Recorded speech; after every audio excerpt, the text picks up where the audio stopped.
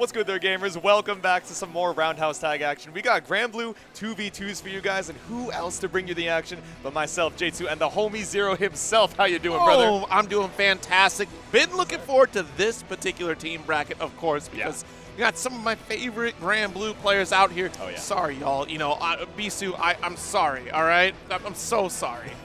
Anyways, we got BEPAW out here, CALLISTO, Chris Chaos showing up here. No Nicholas in the bracket, but one day we'll get that character into the roster at some point in time. But 6 teams, round robin fashion, just like we saw throughout the day. Hell yeah. And it's going to be intense. It's going to be intense to start things off here. Yeah, it's going to be exciting. So just a rundown for the teams that we got going on today. First off, I think we're going to be seeing Los Pollos Hermanos versus Chaotic Black Air Force. So bringing the energy on that second team is going to be WUBBIQ and PATUSSES, who is on the stage right now. Los Pollos Hermanos, I think MFAHIM is up currently with their teammate MALLARO. And can we got the player shot up right now. You see this keyboard here, the RGB? Wait, you're right. Well, that is the keyboard. Oh my we god, are playing I didn't even on realize. the That's kinda OG awesome. leverless controller. The one for us Mugen players out here. This is all that we had because classic. what else could we plug in? Sure, you could plug in your pad, but if you were a real one, you were playing right on the keyboard in that Mugen. If you were a real one, you were unplugging the other keys to make sure that you were accurate. But all right, looks like we're going to be seeing some Belial versus Vasaraga. I would assume we have a quick little button check before we head into the action. Potentially, you know, of course, locking it in. Belial still being the monster that be, but of course the changes from Vasaraga are certainly nothing to be scoffed at either. All right, and it does look like we're heading straight on into it. Like you were saying, right, you know, Belial, from the previous version to this one and from previous patch to this one, has still stayed a really strong character. But like you're saying, right, a lot of good quality of life for us from Vasaraga. None that are going to get you out of this corner, though, as PATUSSES gets the first attack. Yeah, very interesting start here. I was questioning a little bit at first, but it seems like some unfamiliarity between these two at the very least for getting into this matchup. We do have our Raging Chain follow-up here. Yep. All right, get the Soul Forge, a little armor behind it, stomp the yard, but we got some stomps instead, catches out the follow-up of the parry. It's going to be very terrifying to deal with Vasaraga with the Soul Forge on top of it, the stomp the yard, forcing the restand anyway. You try to go for the parry there, but those follow-ups from Vasaraga will certainly blow up any follow-up from Belial if you stick with unique action there. Yeah, it's scary. You know, you are going to find the parry, but like you're saying, right, catching up the follow-up, so I wonder where we're going to see more from PATUSSES, right? Yes, you can get the 5U, but how are we going to try and contest this stomp? I don't know. It's going to be hard, especially when you got the Soul Forge, but a little bit easier when you drop the 2H and find the EXDP. Looking for this 50 meter. I wouldn't be surprised if we start seeing more Fireball game here from PATUSSES. I think that's going to really help out on the Soul Forge to at least whittle away one shot. If you go for the spin cycle, you get another shot on top of it to keep Vasaraga locked in. Watch out for this mid-range. Nice jump L, but the scoop, the ultimate skill version. Yep. Ultimate command grab, the reversal function there. Speaking of the whiff throw right in front from PATUSSES, no full punish here. We're going to let the SSBA rock, but nothing found straight into the armor. I was going to say we could block, but we got the armor here. That's insane. The scoop. Mallard flying south for the winter here, taking advantage of the victory. No ducks here to be found. You know, I was trying to do some research on this player's, you know, at least the tags wise before the bracket, and I was like, oh, Mallard, like the reaction. And then I was like, wait, they are missing an eye here, but okay, it's not really eye for an eye. It seems like Mallard definitely has the advantage, you know, going into game number 2, right? A lot of these armor moves and the stance follow-ups, it seems like PATUSSES, you know, not super experienced against, you know, the Vasaraga, which makes sense, right? Relatively underrepresented character. Yeah, a hugely underrepresented character and still very terrifying to deal with if you don't understand how Soul Forge works. Got the shoulder check. Nice. Got the ultimate skill grab. Yep. Oh, yeah, he could just be a bully in this corner here. 100% taking it down. Mallard, another round up. Yeah, keep it simple with the auto combo with the skill and make sure you get the full confirm off of that BP punish. And now we're 1 round away from Mallard taking the first life. Swipe on through, spot dodge right through the Goisha. Okay, armored up. Nice knockdown. Punch up one more time. Yeah, that's the tell right there, is that we don't know what to do once Vasaraga is armored up and stomping the yard towards you. Yeah, I like the spot dodge attempt there on the big chomp, but not able to get the back throw or any other Amare out of it. Unfortunately, once again, the U reversal.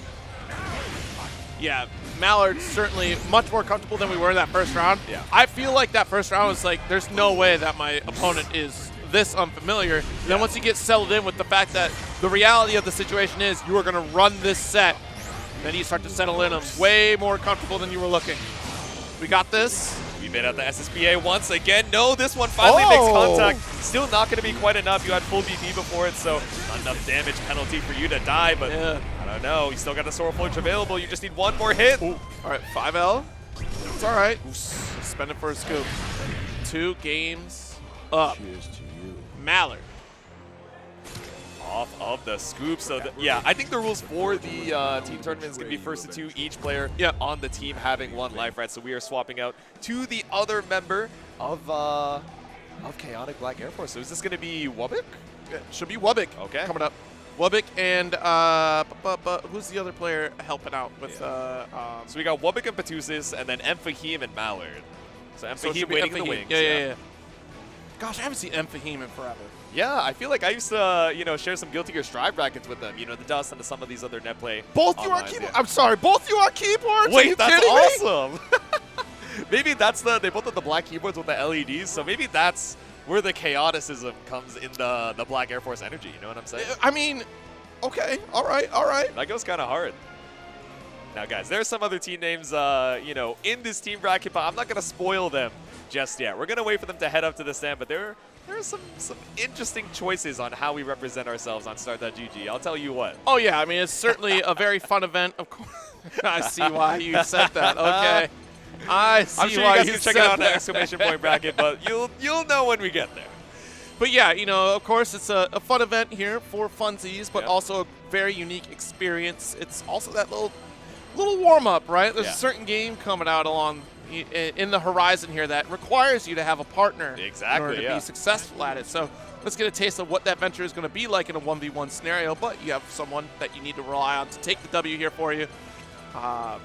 Or you both carry your own weight. In this style, that is the format that you do get to see. So you're not going to see a complete OCV by one player unless if the player does return because your partner ends up losing. Exactly. So I think this is great, right? Because both players will have the opportunity to play. Yeah, player A versus player A, B versus B, and then if it goes to a tie, eventually the winners are both headed into that game number 3, or set number 3 rather. But looks like we're headed into this next set here once again. Oh, okay, Cagliostro versus Vera. All right. So we definitely got the tricky magician on player 1 side, and Vera, of course, trying to get into that install as much as she can. I feel like Cag would have a decent time, avoiding the command grab and otherwise just being tricky to avoid that install setup, of course, until you get that 100 meter to combo into it. Yeah, the install is going to be the critical point here for Vera to try to navigate the screen space against Cagliostro throughout the set. That's going to be at the forefront of your mind if you're a Cagliostro player in this match. To your point, right? Because you do have, as you like to say, goal thrown. You do have just being able to jump out in general. She has great jump buttons. But Vera has a lot of great reach and potential. She doesn't necessarily need to rely on install. It's certainly going to be way more helpful if she does get this stuff. Yeah, I think in certain matchups, especially from some of the high-level Vera players, Char, Wavy come to mind as well. In certain matchups, they're not even really looking for the install. They're so confident in the Shoto tools and don't want to take the risk of trying to go for that command grab and getting counter hit after it. They are so comfortable. But speaking of, I was going to say WUBBIQ is so comfortable here, but does get caught out on the backstep with the U Scarlet Oath. All right, nice dash up. Nice. 2U got the EX out of there. 6XL action. Up against the wall. Nice. That's a late pickup there, but it does allow for the fairy setup here. Nice. Like block the empty low. Golden Throne to DP on out of here, but DP for DP. We want that hard knockdown with a 50-meter 5U late into the game for that install, but it only makes it harder to escape. All right, guys. This is going to be very difficult pressure here. WUBBIQ in a ton of trouble. Not quite going to finish yet. The walk-up does get DP'd. Woo! Far Age, Cagliostro got normal here. Not quite enough to get the wall bounce, but all good. We're up against the wall now, stuck on the seal. Not quite at the chip territory yet. Doesn't need it. We still get the hit. Yep. There you go, the little leap. That Vera install 5U here just barely seals it back out. I think if WUBBIQ was able to get another Far H hit in the corner, would have been able to get the wall bounce, Raging Strike to be able to kill. So one touch on either side. But now MFAHIM with a little confidence in their sails pulling up. Nice little throw. Yep. And look, the safety net here that you have backed up because of the fairy setup. Nice. Goes for the overhead in the series here, the medium triple attack ender. There we go. I like the MDP as the anti-air a little bit late, but it's all good. You just need that frame 1 invincibility to you. Nothing found off the Luminaire. Finally seeing a challenge from WUBBIQ. Oh my goodness. Hey, you got out of there though. That's all right. That could have been a big Exactly. punish opportunity for WUBBIQ. Yep. Spear to push back. I love the patience for the jump in from MFAHIM. Great navigation to close this gap. Oh no. Anti-low 5U gets DP'd out. Okay. Nice. Hula hoop carry. Big jump at the low after the jump in. Insane. Yeah, immediate spend here. Will close it out. First game going. Exactly. So you had lethal, not going for the install super. You know that you have the kill, and you have game number 1. All right. Yeah, I mean, and a lot of this set has been that Cagliostro not really being able to set up her set play. We did get that one corner opportunity, but even still, MFAHIM's active defense has always, been on point so far here. Got the throw, nice with the unique action. There we go, stuck in the install state, and this is so early into the round, right? So there's so many more options for MFAHIM to try and play tricky. We talk about KAG having that unique mobility, but we have to talk about that Raging Strike caught on the run-up here. MFAHIM running away with it, builds the 50-meter too. That was certainly supposed to be the guard cancel, and it absolutely worked in MFAHIM's favor regardless. WUBBIQ a little bit too far away for it. Yeah, that's unfortunate, right? When you put in the delay and you're like, oh, let me look for this reversal, but you're not ready afterwards. Either way, another Raging Strike for MFAHIM puts WUBBIQ basically 1 HP. Ooh, missed the anti-air situation right there. Yeah. Now we should be able to get this kill. Follow up with another Raging Strike. Doesn't even need it. Spends the meter. There we go, keep it optimal. Go straight into the link on Ultimate Spear. Seeing a little bit of wind in WUBBIQ's sails now. And I think we're also seeing a little bit less meter usage into the UDP, whether that's avoiding the defense situation at all, or feeling a little bit more comfortable on the block. Now we have more for the Ultimate Seals, the Spears, to pump out that damage. Another hula hoop setup. Push back to the corner. A little bit closer here. One more throw. Okay, set the Seals right on top. Ultimate Luminaire with the screen freeze. I think we were a little cautious on when the Fairy was going to come out there because he had the low hex in preparation for a far spear, and we did not see any of that coming out. We do have this side swap opportunity. There it is. Oh, good guard cancel. Does strip away the hex behind you, but what a challenge. The reversal from WUBBIQ to take that game and tying it up here. MFAHIM is going up one more time to see if they can close it out, to see if they can shut down WUBBIQ's team. Yeah, let's see it. Game number 3, right? This is set point, like you're saying. MFAHIM just needs that one more game to knock WUBBIQ out. But now we're seeing, like we were mentioning earlier, the meter usage a little bit less scared from WUBBIQ. Yeah. And MFAHIM, I think, getting a little more confident, almost too overconfident with the throws, and especially the 5Us as well. Eating this big counter hit in the corner, it's going to be one touch after this. Okay. Oh, no! So that was, oh my goodness. So the 2L completely whiffed. That was supposed to be meaty 2L. Yeah. And unfortunately, whiffing. MFAHIM tried to get that strike. We still got the interrupt from WUBBIQ. And nice turnaround here, though, like picking up a very bad situation. MFAHIM taking a massive turnaround here, but one touch is all that WUBBIQ needs. Yeah. I like that super jump back from WUBBIQ, just saying, all right, I'm going to call you out in the Luminaire summon. Take to the skies if you dare. And either way, MFAHIM just so down on resources there. Now it's set point for WUBBIQ. Nice dash up. Oh, the far heavy, my goodness. Yeah, this far edge from Cagliostro. We're going to see this button a lot when she makes her way to the screen. Did you forget we got hit by? Let me show you a couple more times here. Exactly. Worked once. Let's do it 3 more times into the Scarlet Oath. On the M version. There we go. I like the frame trap. Yes, very good in the close heavy. All right, there we go. Transformation install. Knocked down with the DP. Do we bait out the DP in turn? No! Oh, you tried so hard to bait the DP. You weren't ready for the Brave counter coming out as Raging Strike. Now we're even on the BP. One touch lets the Golden Throne rock. Okay, no DP, but the sit. I can't believe it. The turnaround, we still pressing? Okay. Yeah. Ready for that MDP, letting it rock. MFAHIM with the MDP. It's set point here. 1 round away from either tying it up or taking the whole game. All right. Far poke, one more time here, trying to navigate closer. The jump in was the tell, right? The spirit comes out, thank goodness. I can jump in here. With the jump install, you got that extra distance covered. Yeah. Wall splat. Nice. MFAHIM just playing so confident on the approach here, right? We lost a lot of tempo with the Miss Spear, with the Miss Rock, and now you're eating 50% damage up here in this corner. No full confirm off of the Luminaire summon, but it doesn't matter. We get the link off of the counter hit H in the install. Yeah, starting to snowball. The empty jump low to get the finish. MFAHIM cleans it up. Yeah, a big sigh of relief from MFAHIM here. My goodness. Yep. And I was going to say the clean sweep from Los Pollos Hermanos, which I guess is what you would see from looking at the set score. But, you know, looking at these games, a lot of back and forth moments, especially in that, you know, last round where we were seeing a little bit less reliance on the Golden Throne, trying to let some of these ultimate seals and spears go, but I don't know. Yeah, I mean, that first set, right, was certainly in Basaraga's favor. You know, just did an excellent job at commanding the lead there. And you almost made that blunder for your partner that had just set you up for the perfect victory round here. But MFAHIM still was able to clean it up in the end. And I feel like maybe it was a bit of that overconfidence after that first game because you won it so well. You're like, you know what? Maybe I get away with some more crazy shenanigans here. Maybe I don't need to rely on transformation as much. Exactly. But as we got into that final game situation, the lock-in occurs. Like, all right, I can't screw around too much here because Cagliostro will certainly run the set against me. I mean, being locked down by Cagliostro is no joke, especially for Vera. She does have her reversal opportunities, able to counter poke, but that far heavy every single time will keep you honest. But this mess here that kept happening consistently on both sides for this match was literally Raging Strike, supposed to be you know, brave counter and still not getting that because of the staggers between both these players. Yeah. So I think that was a scramble that got set up by that first game, right? DP for DP, UDP, spend the 50 meter for the safe jump. Oh, I'm just going to do it on you instead.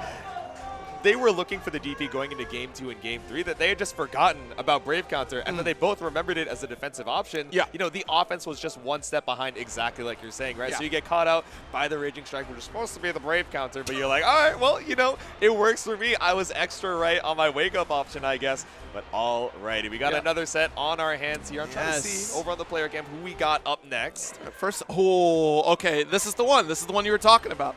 So we do have back on my BEs.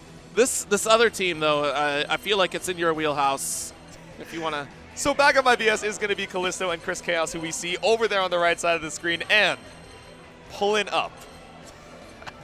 We got team VTuberMoans.mp3, led up by NOBODYEXE and KTANG themselves. So it would be nobody leading up this team. Like, it would be nobody. And nobody, I think, is repping the Lucilius from what we saw yesterday. So definitely an underrepresented pick that I'm excited to see a little bit more. Wait a minute. Oh, okay, never mind. We're looking at Chris Chaos. Yeah, Chris Chaos out here with the Grimnir, of course. Yep. Oh, but we're hovering over the 2B as 2B. Well. So maybe not feeling too great about the Lucy. Yeah, Lucilius is definitely not going to be ideal for Grimnir here. It's honestly those cooldowns going to make it a nightmare because Lucilius is not going to have the opportunity to push out once we start using those skills. 2B is a little more honest, right? Because she does have a lot of airspace coverage with 2H, right? But also her far medium is also an excellent tool. She can air-to-air really well against Grimnir. Yes. Don't forget, like, they literally changed how air blockables work for Grimnir because 2B showed up. Like, literally her function, her jump U, is literally why Grimnir got that nerf. So we'll see how this plays out between these two if it's the character we're sticking with. And it indeed is nobody locking in 2B.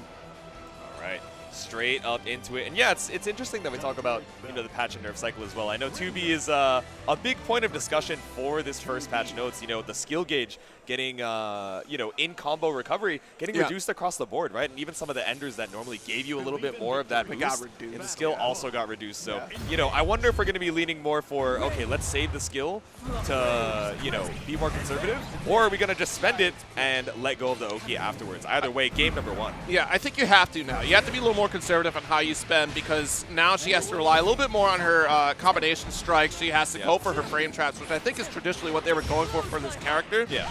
But the fact that she could cycle so quickly into her, you know, set play was a little more terrifying than probably what they intended for this character. But now Grimnir, speaking of set play, one seal at a time. The flashbacks of Answer on the screen with Chris Chaos, but charging in with the medium series, able to continue back into the corner position again. Big whiff there on the ender. Grappling hook not going to find the mark. Spent the skill just to get jumped in on, so we trade the Brave counter to try and keep this corner situation up. Chris Chaos full on the BP, but definitely not full on life. All right, install. Yep. Nice, got our set up here for seals, and I love the patience there from Nobody because that is an opportunity where Chris could utilize the unique skill to kind of dash right on top of those seals. Yep. Really trying to wait on this install, but no, instead it. we swing with the 5M. Still such great range on this button, right? We're talking about the skill gauge, but I know a lot of these normals still so good at controlling space with cancelable as well, right? So even if you miss the first one, you can swing with 2 and 3. Yeah, the combination strikes is just a key factor of something you have to pay attention to in her game plan. Yep. Obviously not having dash buttons. That's a good double jump, but medium series opens up with the back special. Nice explosion to get the full carry in the corner. Yep, nice little pick up the 2 end here. Half skill gauge. Trying to wait this out, maybe go for some stagger pressure or strike though. Like you said, a little delay to build the skill back up. A JU pod stall catches you on the dome. There we go. All right, gauntlet toss. Another one there just to get the finish. There's nothing else that she could really do after that. She had to go for a jump U. She's trying to pressure against Chris. Nice jump H. The big swing from the top rope. All you need is the super. Send them down. It's game number 1 here for NOBODYEXE. And we see Chris really trying to think about this matchup here, because this is a matchup I'm pretty confident Chris doesn't have a lot of experience in. And when that happens, we start cycling through the options that are available. Chris will start to feel it out.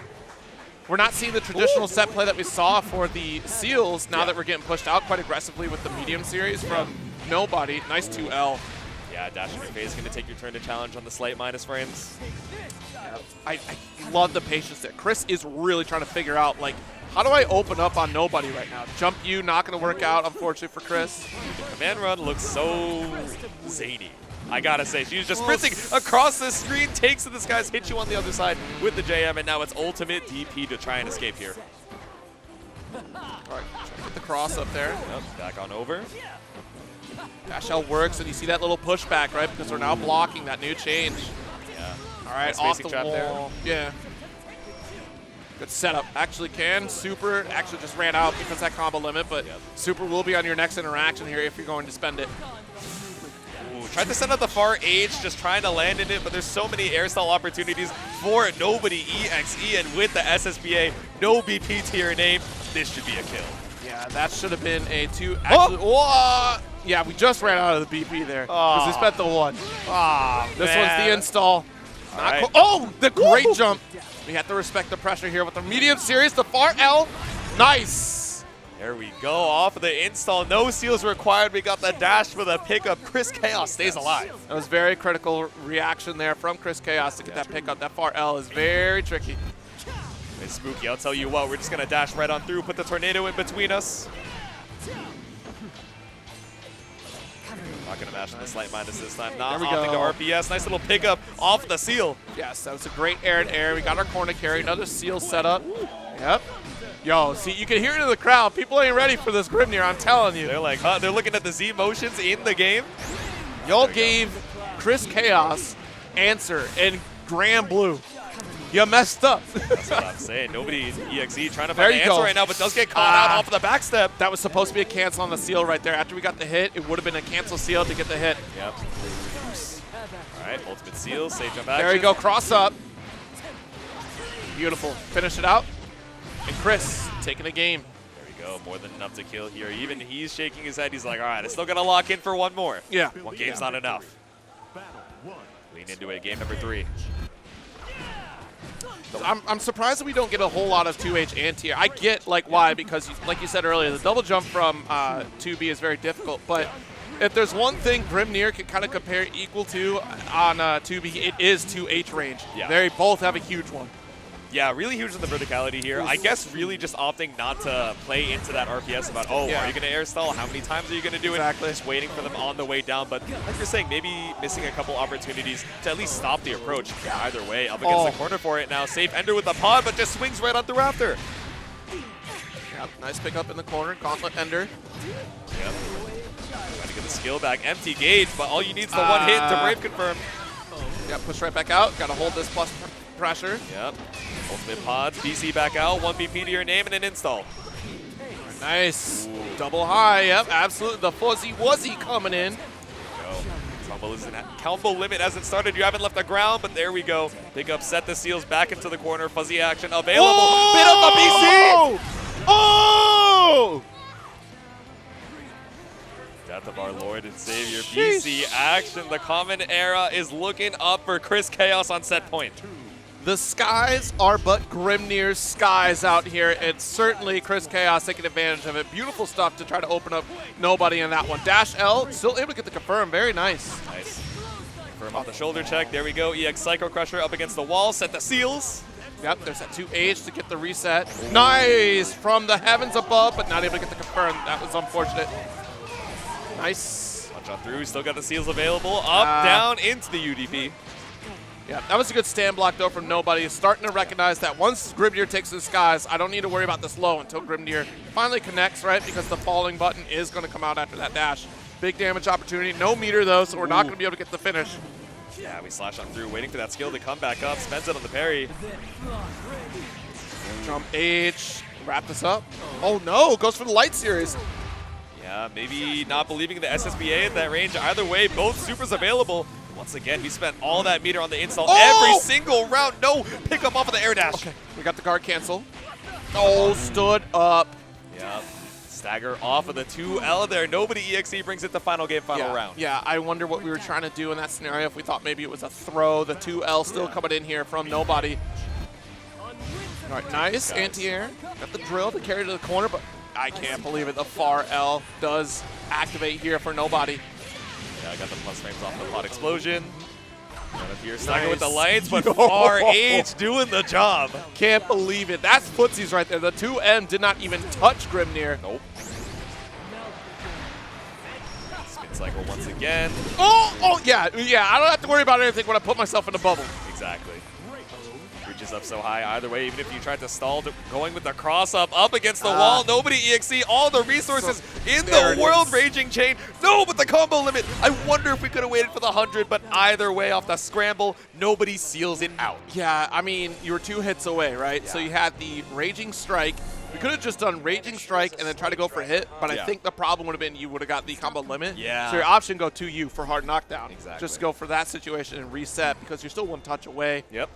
That is unfortunate because you're right. I think we could have built for that 100 meter. It was a very iffy scenario. It's a hard call. Yeah. Stuck at that 98, you're like, do I risk dropping the combo limit? And then, especially because it's last round, right? You're like, okay, can I at least hedge my bet, get that guaranteed situation? And then, you're guessing at 1 HP. Yeah, you literally just needed 1 more hit to close it out. Like, that was very fortunate for Chris Chaos right there. And I do like that Chris was slowly figuring out this 2B matchup in particular. Yeah. Like, this is a character that Grimnir, I think, can really kind of go toe-to-toe with. It's literally the zoning options that 2B has that'll make it a little bit tricky for Grimnir. We saw that a couple times with the medium special. But these installs, this is something we don't see very often from Grimnir. So we usually see just the regular SBA. Because memes, right? We love Grimnir's face. His personality is spectacular. He's a boy fail. Sopping wet cat. Yeah. But the install does allow for that extra dash, right, without having to use the seal. So he's still just very aggressive. And the setups are just the icing on the cake. So even if seals are there, that's fantastic. It's bonus. Yeah. So, all right. But we now turn the page out here. This is going to be Callisto showing up, of course, with the Catalina. And then KTANG coming up. Should be the Lancelot still, right?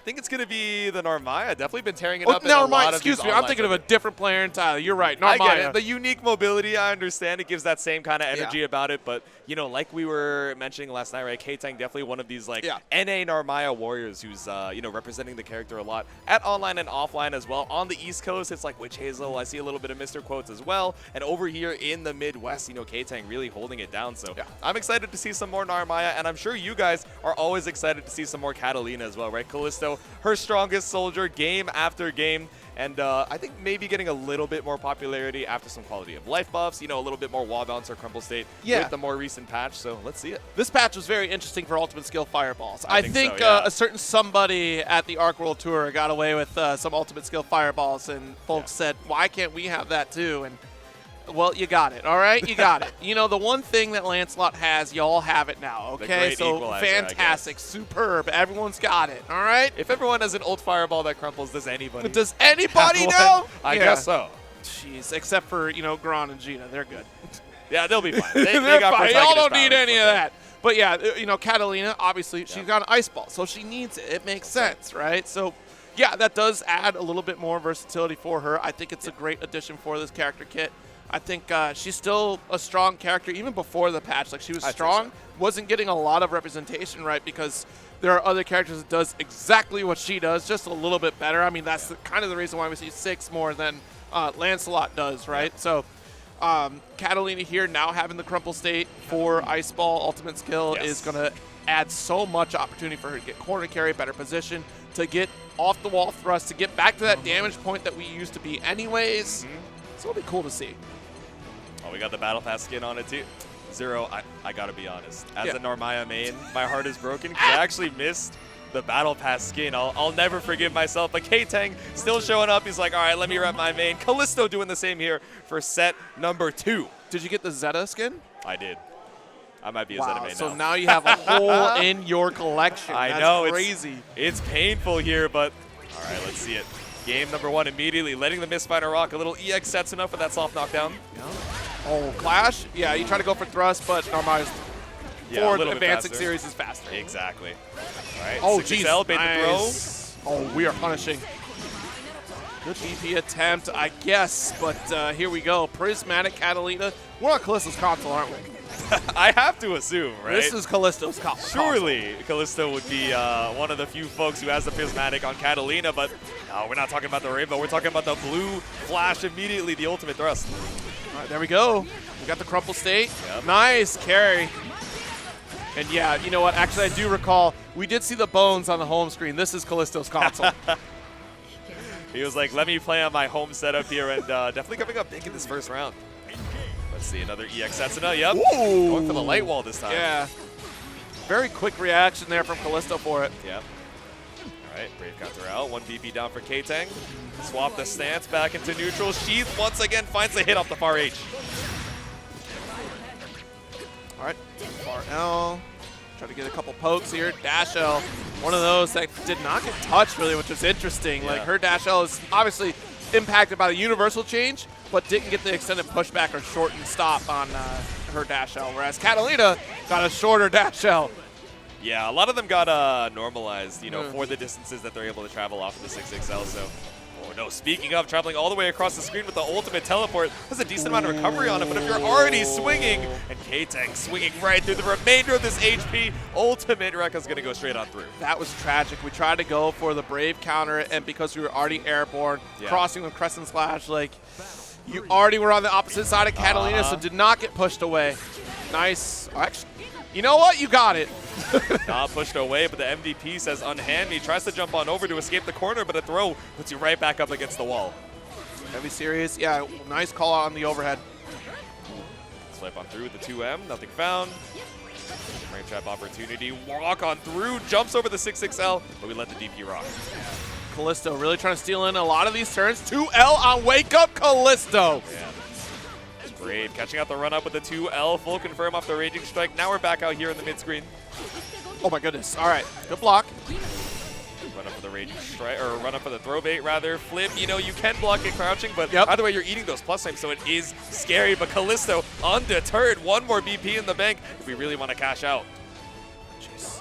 She just dashes at you so fast. You think that it's going to be like the throw attempt, maybe another, you know, jump in, you know, whatever it may be, but then you see the EX flip, you're like, okay, good. Like, I locked in on my block, so I don't need to worry about any sort of mix there outside of the plus frames. But now we're in the sword drawn stance. We got a lot of meter on the side of KTANG too, but barely any health if you're wrong on any of these usages. Oh no, we saw the 50. I wonder if we were looking either for the ultimate Setsuna to try and projectile invul through it, or the TP to try and go behind and catch up the projectile invul. Either way, a little bit too late, and Callisto takes game number 1. Yeah, I mean, Callisto really trying to snipe it out. Nice light wall. Yep. Oh, dash up, but not quite getting the full confirm there. That is part of the change, unfortunately. Yeah. Okay, Brave counter still +6 on the block. All good. We got a lot of corner carry, but KTANG fights back here, finds the 5L. Swipe on through, rotate the plus frames. Scared to challenge. Oh, jeez. Very last second on the stance swap right there to make sure we get the pickup. Yeah, but a little bit too much airtime. Doesn't land into the ultimate Setsuna. Oh, good. Plus frames on the flip. Do it again, but beautiful anti-air from Callisto. It's got a little bit of invul, but if you're looking for it, you get a lot of damage. A dash through on the opposite side. Not only block button, but we recover. 5L series starts. Doing a little bit more recovering now. Callisto going straight on through the health bar. With enough BP to seal it out with our Raging Strike, it's set point. Nice finish here. Yeah. All right, 1 round away from tying it up for the teams here. KTANG, can you hold on? Double neutral jump. They're like, all right, I concede. Yeah, we don't want to get slashed up. We don't want to get hit with the fireball right off rip or even thrust. Yep. Ooh. Here we go. Pick up into the auto combo. We have to run up in the 6XL Oki. We dash on through. Oh, you're lucky that was an EX thrust because that would have been wall bounce, extended damage there. But this time around, you're going to get the extended bravery point damage. Your luck has definitely run out here off of the EX thrust starter, or the ultimate rather. Almost 100 for both of these players. KTANG really trying to bring it back. Finds the counter hit off of the ultimate flip. Yeah. I mean, fortunately, we didn't have any meter there, but the back throw does help out. Woo! No, again, the exact same thing. And Callisto says, gosh darn it. He's like, man, come on, how can it happen? Don't let it be me. Yeah, taking a lot off of those 2 ultimate flips, well timed in the middle of the block string. I feel like, you know, off the meaty situation, Callisto really isn't biting, and KTANG has realized that. Saving the flip in the middle, you know, after a little bit of stagger action, and trying to catch that throw bait.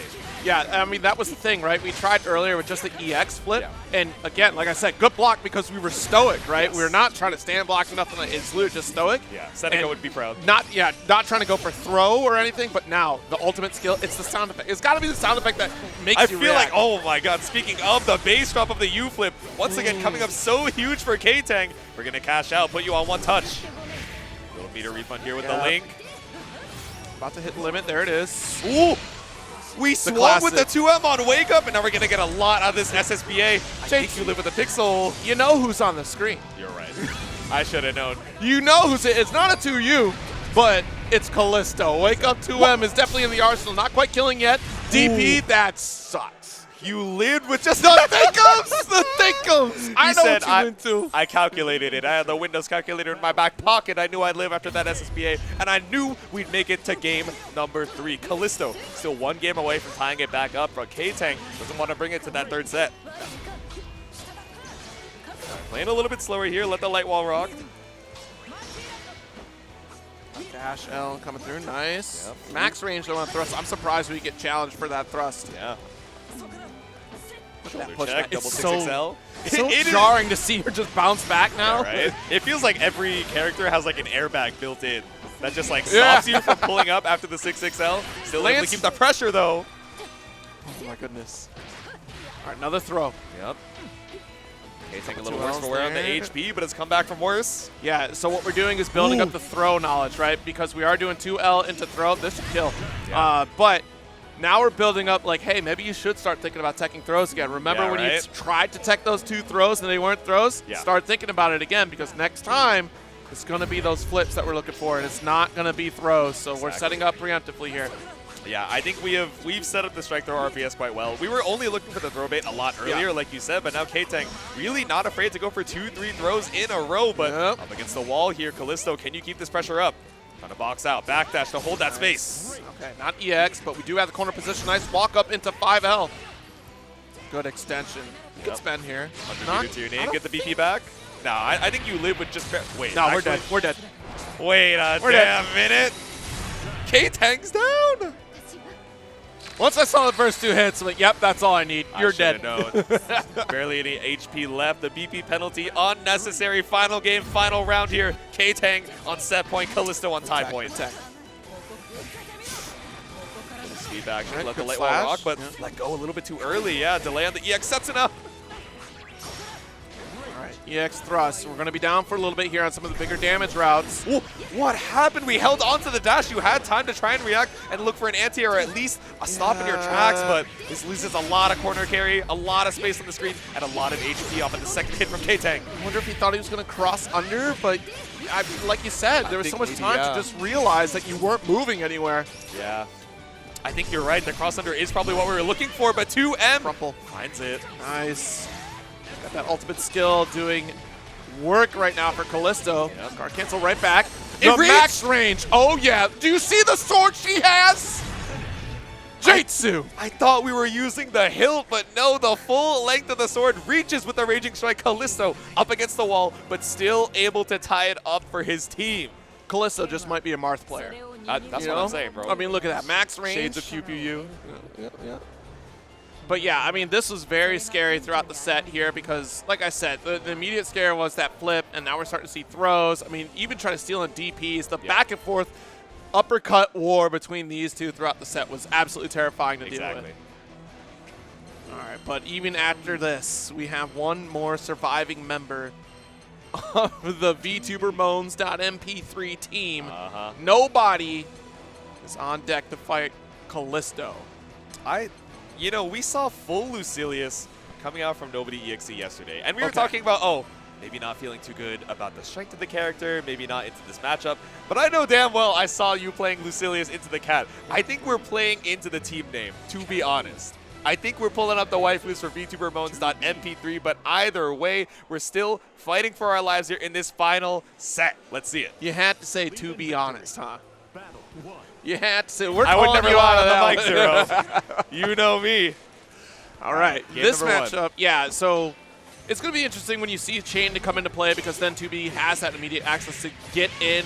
Doesn't have to really be concerned about thrust because Chain will kind of be that quick stop sign to combo right after. You can even throw just medium special. That'll help out, which is the beam. Oh, missed the swing on Gauntlet. Ooh. Yeah, I think Callisto was ready for you to hit it too. Maybe looking for a brave counter. I'm not sure what happened there, but either way, swept up against the wall. Spent a decent amount of skill for it, so now NOBODYEXE just walking back, trying to play this GRANBLUE zone. Space out while we wait for some resources. Another blast. Gauntlet coming through. Yep. Good spot dodge. Yeah, tried to take the opportunity to run up, but just gets anti-aid for your troubles. No full confirm off the 2H, maybe an awkward spacing, but NOBODYEXE gradually losing some space. Yeah, Callisto recognizing we had to try to challenge here, takes the 2M opportunity. Yep. It worked out a bit. We're out of the corner, so that's, you know, something, but we still have to try to open up nobody before Shane happens again. Yeah, had to block after the whip thrust, gets the plus frames off of it, but either way, Callisto still finds the throw. Far H. Yeah. The dance, we're sitting in that sweet spot one more time. Max range, full combo finish here. Keep it clean, keep it easy, straight to the SSBA. Round 1 to Callisto.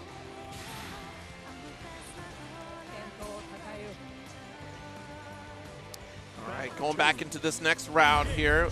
Starting, got a dash up and made even nobody backdash. Yeah, right? Playing a little bit more conservative here. Says, all right, let me slow the pace down a little bit. Find the grappling hook to put you back into the corner. Let's see if we can keep this pressure on even longer. 5M, once again, that advancing normal, and it's already a big sword in front of it too, so just so much range. Gauntlet. All right, good light wall. Try to push out. That's going to be so helpful for you, right? You do absorb the hit. You do get the push forward. You can even try to retaliate after. But this time around, another chain to get the full coast-to-coast carry one more time. Yeah, not going to get any recovery off of the ender, but didn't even need it. All you needed was the one touch.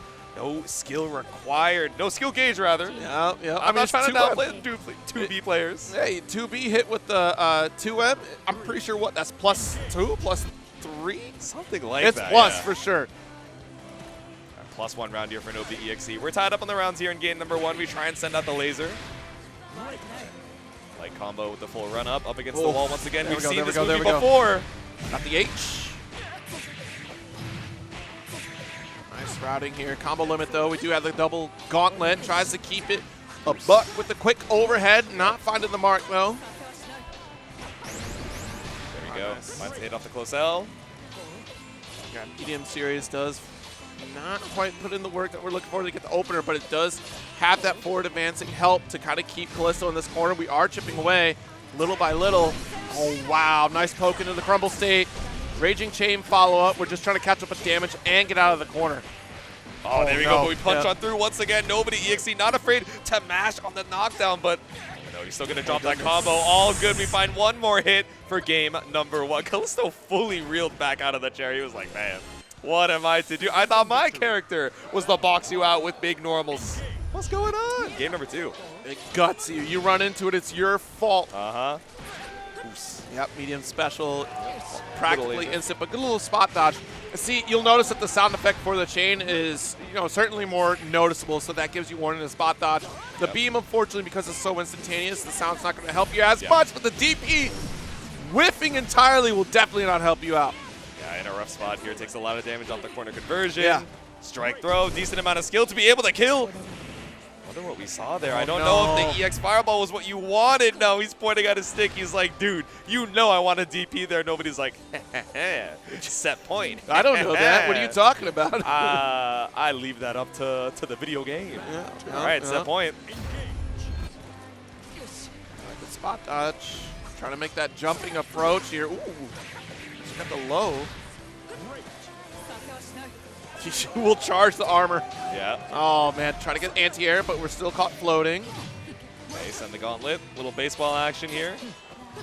Nice spot dodge. Not quite being able to make that threat with the thrust. Like, yeah, you're not holding plus frames, but we're still able to recover and block. Nice. Approaching with medium. Yeah, trying to swipe on through. Full conversion from nobody. Has to wait for the skill to come back up, but you might as well cash out while you have the opportunity. Box you out. You have the normals for it. 5M once again up against the corner. Yep, light series, just finished with combo limit. Yeah, this is a skill recovery route, right? You're just looking for that one-touch situation, and you have the 100-meter behind it too, so you know any hit is gonna find the mark. Send Callisto out. Oh no, the max range heavy, and Callisto making the lean back there. All right, my bad. The full counter hit, the base Look at the drop on the disappointment on Chris.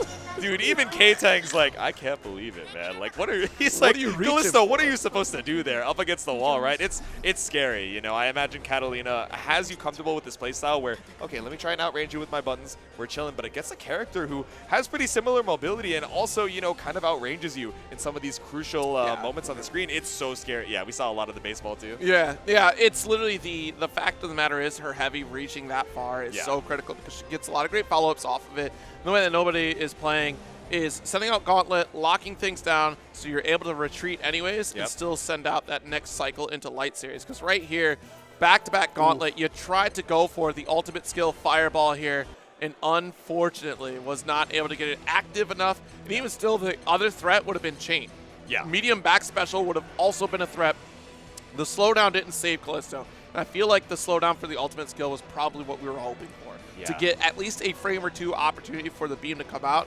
But Heavy was already cranked back. We already had the wind up that's still coming in.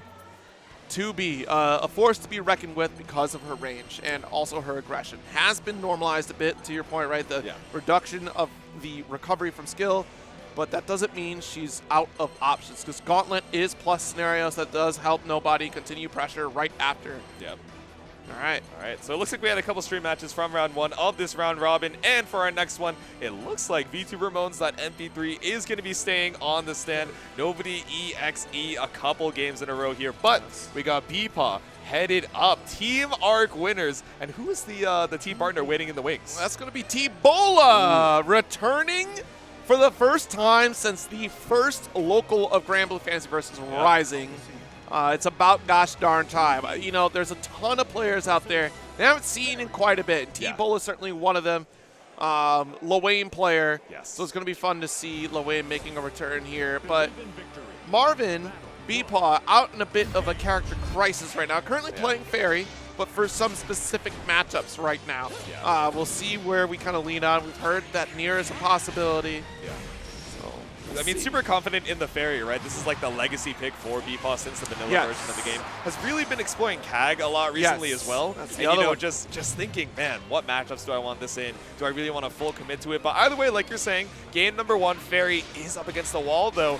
Barely any HP left in the tank, already down 50, trying to take some space off of the GG call.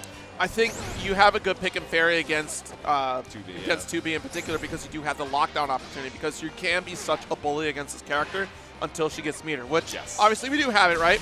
Back unique skill is definitely going to be your option here, but what's up, dog? Able to maintain that space? Yes, or because you're going to have to land into it. You can't escape. Up against the wall. Doesn't quite get the wall bounce off the EX hula hoop, but either way, you find lots of damage off of that anti-air conversion. Swipe on through. Oh no. See, that's where sound effects betray you because you are reacting to the visual of blue, the sound. You're expecting Chain or even just ultimate skill Fireball there, so you spot dodge the laser crumble. And that didn't happen. You got bombs. Bombs away, you're going to suffer for it. Exactly. The delay, you're just looking for the lockdown to pull up, but instead baited out the spot dodge for it too. Yeah, this is a manual activation, so waiting for you to make your way back down to the ground. You tried to break the tracking, but instead all you got was this corner. Yeah, Yeah, very rare situation because 2B will not get her pods available to her when those are active. All right, nice. Pull back in. You know, I really tried learning the actual move name for the whip, and then I realized it's dispensed. I am never calling it that on commentary ever again. Look, I'm calling it whip for the rest of my life. Y'all hear me do direction special. Come on. Yeah, keep it a little creative over here. But, oh, actually going for the MGG is able to lock you down right behind you. So scared to try and run up. BEPAW gets the super jump right out of the corner. Nice. Pick up thanks to GG to assist. Didn't pick up off the 2H, yeah. That was supposed to be the finish right there. But that's okay. We got the EX. What's up, dog? The ultimate skill, rather. GG coming as support. Damn, UDP into the UGG. You had the full 100 meter to try and seal it back out. And a clean confirm ties up the rounds here for BEPAW. With the refund, too, because it was raw GG. Yeah, exactly. All right, send the whip. Ooh, GG cleared off the screen. Yep. That's the difference, right? So you go for the medium special, it will shut down the GG setup from full screen. Yeah. Gotta play a nice mid-screen game against 2B if you're Fairy here. Nice. And I like the shallow angle dive kick to make your way back out to the middle of the screen. Obviously, NOBODYEXE, if he's really looking for it, is able to just run up and catch it, but how many times are you really looking for it, right? Now you're looking for a way to try and escape the corner again. That was the idea, though, because, look, now you're seeing that we're going for unique action every single time. So if BEPAW ends up setting up a button on top of Nobody, we have the parry opportunity. And if we don't get parry, I'm still running at you anyways. Yeah. Ooh. 2H. 2H, yeah. Awkward spacing. You're just looking for the corner situation there. You don't want to try and, you know, drop the combo. Yeah. Finds another combo here in the corner. Has SSBA available. We'll see. Yo, even Marvin thinking about it here. So, okay. All right. First game here over to NOBODYEXE. Marvin thinking a little bit. Am I going to stick with the Fairy? I think I am. The CAG was on the mind for a little bit, but we're headed back into it. Game number 2.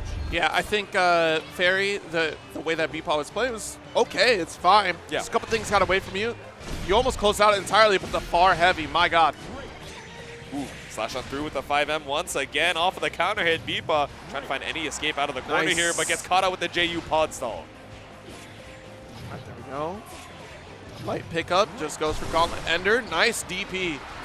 Yep, UDP gets you the hard knockdown. Didn't have 50 behind it for some more GG action, but at least you get the set. A little escape from the corner. All right.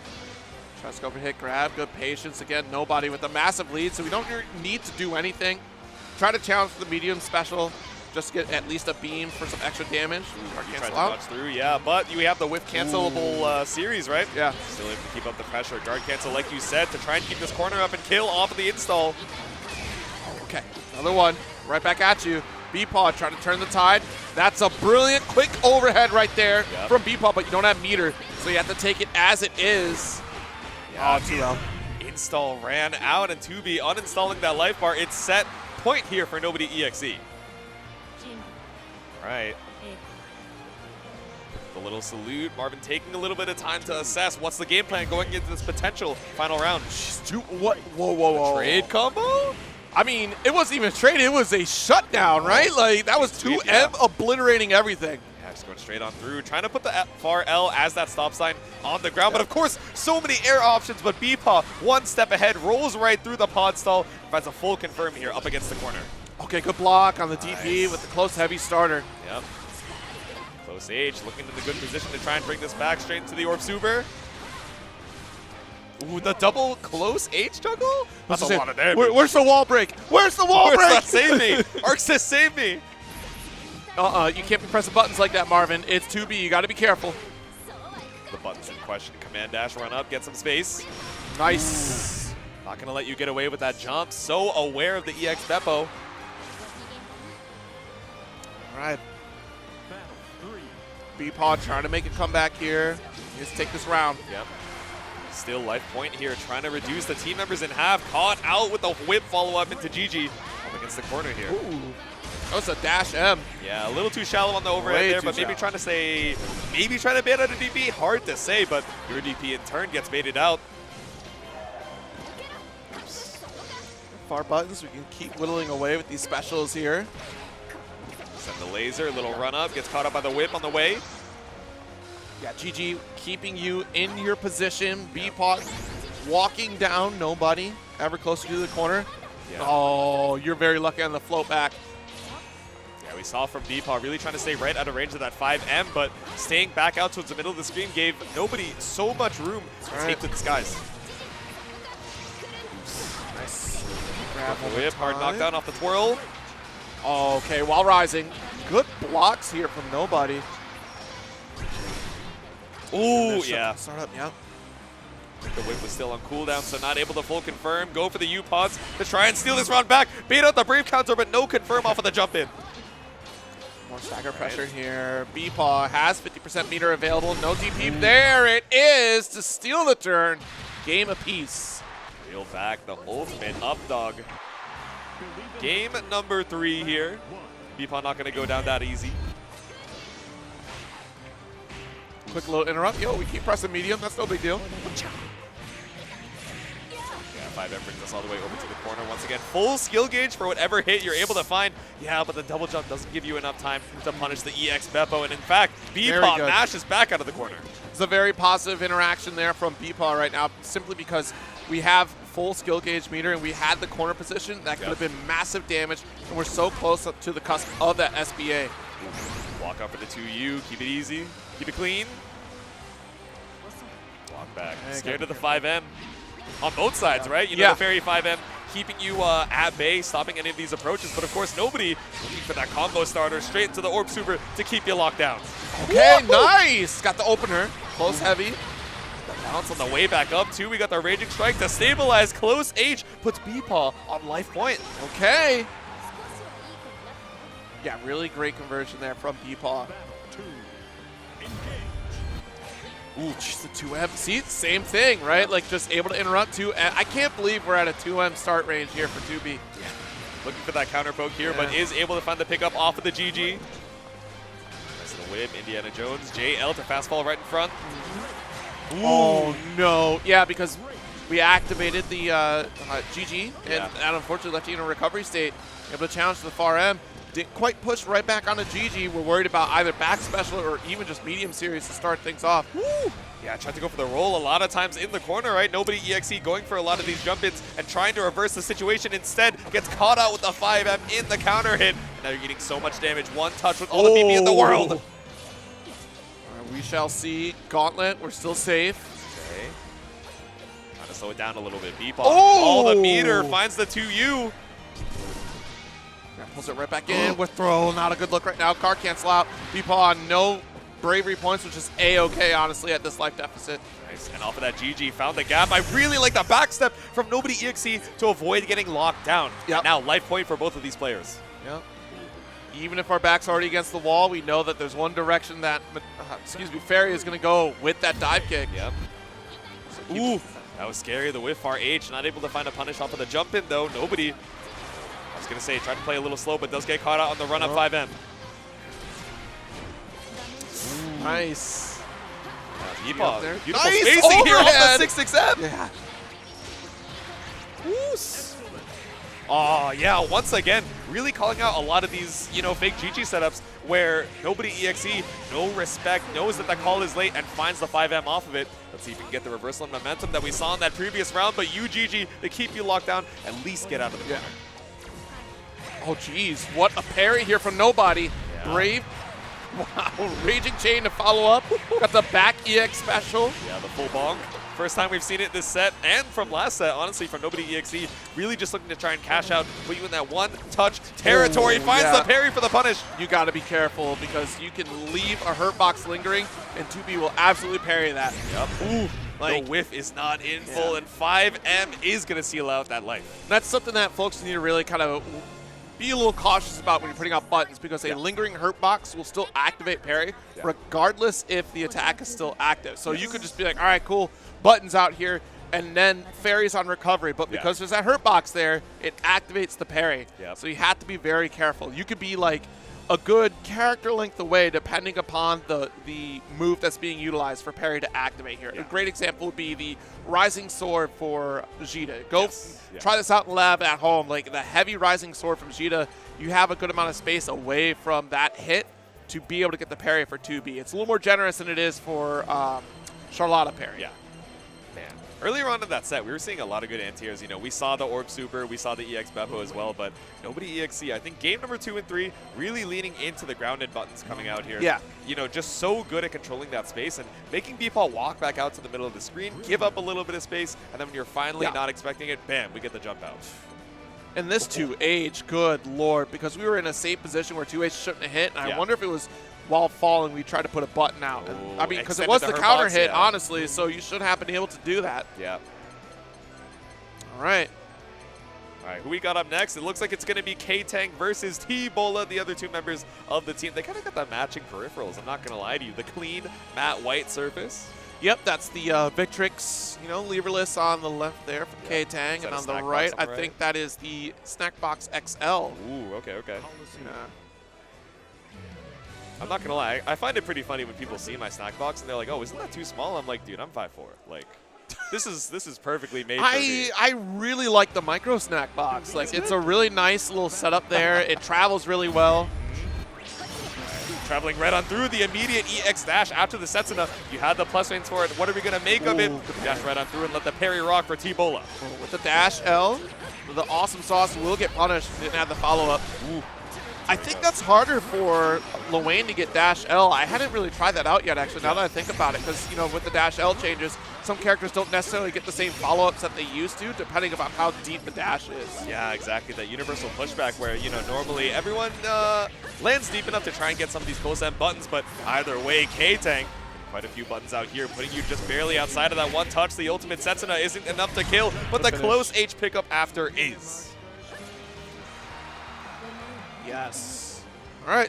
First round going to KTANG. Yep. Oh, geez. Already sneaking in that stance swap there just for the forward advancing slash. There we go with the close L. Tries to go for a brave counter bait. Nothing found, though, off of the plus frames. Trying to mash something out here, but nothing found for T-Bola aside from this reset once again. Nice. A bit of a dance here. Dash L. More staggers. Fishing for the parry. There we go, send out the bros, the EX call. Doesn't find any hits, right? But they gave you so much screen space, and so does this ultimate Catalina. It's fine if it's blocked. You get a little bit of food behind it. Ooh, but not looking healthy on the HP. Got a 5L interrupt there. Ooh, guard cancel does not work out for you. The homies come to back up T-Bola, but the throw. Yeah, I like the throw to just cinematic right on through the cat bot, but eating a little bit of this chip damage as you make your way through. Oh, no. That was evil. The delay on the run-up, a little walk back, and then he said, no, I am going to U-flip, actually.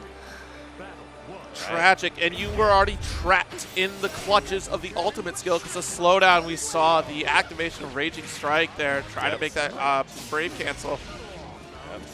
Game number 2 right back into it. The throw whiff.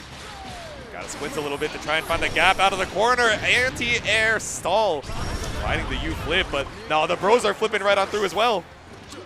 There we go. Cat bot out, a few rockets. Yep. She looks so goofy, man, especially on block. I feel like it looks a little bit less goofy when you're actually being hit by it, but all we're finding is the hit for KTANG, really trying to even up this life lead right now with a super. Oh, jeez. I mean, we waited long enough. There's the throw again. One more. Okay, here we go. HPA. Good spot dodges here, but now we got the flurry. Unfortunately, we spent so much meter here. We only got the one hit. That's all that we needed to get the room. A little bit of extra snacks to get the awesome sauce, so it's going to be punished because we are in sword stance, able to get it with the far L there. Yep. Now we're on life point, set point here for VTuberMoans.mp3. KTANG just needs the one more hit. I like the use of the HPA to try and, you know, invul through it and get that checkmate, but like you said, right, early lunge ender. Still not able to seal it out off the one touch. Put everything you can on the screen. Another barrage here, the cat bot. Nice pickup. Trying to make a hard to block little scenario here, but wasn't quite tight enough on the homie summon. You get the awesome. Oh no! Over the cross. Oh, this gives you so much time as well. Yeah, you get like triple eat off this, and you got the parfait. That is so much meter back in the bank here for T-Bola. Didn't even need to use it though. That's very, very beneficial right there. I was really worried about the side swap, but once you go for the cat bot to carry coast to coast, that's all the better for you. Yeah. good to chase it down. Very smart. Dude, the first time I saw that yesterday during the 5v5, I was like, T-Bolo, what are you doing? The ultimate cat mod just gives you so much space, like you were saying, and the eats, but all right, KTANG trying to eat through this health. Cap out just punching right on through, up against the wall. Oh, geez, Dash L does get that interrupt here. Yep. Ooh. Nice, right back at you. Trying to M slash as we punch on through once again. Cap distracting you. You got to look on the other side for that 6-6M. Jeez. All right, jump to it again. Nice call out, Raging Chain to keep it even. Stevens here. Beautiful game there for T-Bolo to tie it up 1-all. Yeah, the course correct 2 times there throughout the set. One for the side swap, the accidental side swap for Catbot. Very smart to make that quick decision to do it. And that Raging Chain right there, very smart to make sure you pull the opponent right back down for a very calculated finish. Yeah, exactly. You had all the meter in the world. Might as well just try and keep it simple here. Plus frames off the flip. Just barely whiffing on the slide, though. Oh, my goodness. UDP for the hard knockdown. Send the Catbot out. Yeah, I like the use of the Brave counter there. You had the hard knockdown. It's so much on the screen. You might as well try and keep that corner, but 6-6M allows you to escape. All right. Super jump? No, just run up for the meaty. Oh, whoa, whoa, whoa, whoa. All right, what an interrupt. Got the homies to make it an unblockable situation. Exactly. Stuck in the air, finds the hit. HBA to try and close this out with the human pyramid shenanigans. Oh, the full launch off the low, too. Very fortunate to go with the launcher there. The low to start things off. KTANG in trouble. All right, the bros looking to try and tie it up. This, man, game 2 and game 3 T-Bolo looking like a different kind of guy. Absolutely adapted from that first game here. Really just keeping the pressure on. KTANG using a lot of that BP to try and escape. Does find the close L. All right. Another guard cancel. We're still able to interrupt with the far L.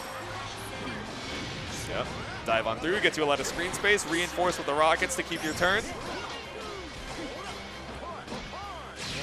HPA, you're trying to steal the turn here, but nothing. Oh, the low once again.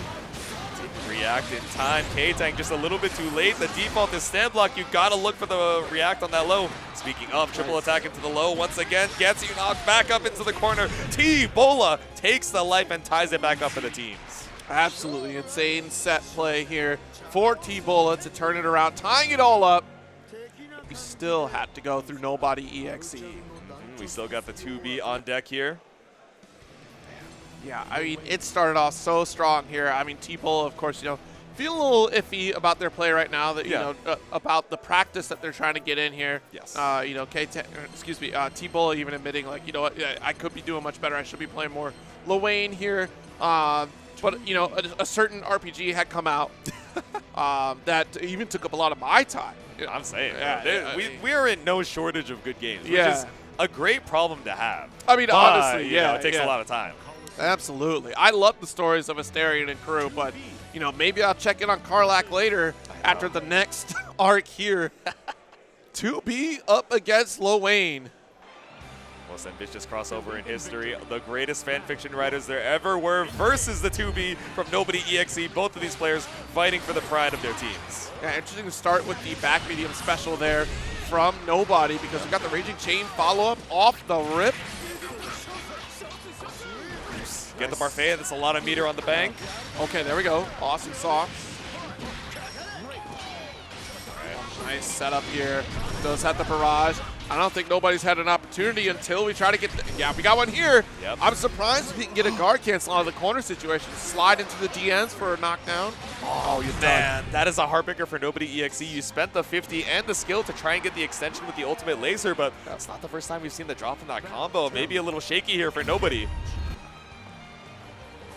Ooh. Oh, geez. 2M? I don't think so. I'm already skybound. Yeah, right? I wonder if we were looking for 2H and just, you know, a quick misinput in the moment there. That's fair. I don't know. Sweeping at the sky. Speaking of, baits out the anti-air with the full pod stall.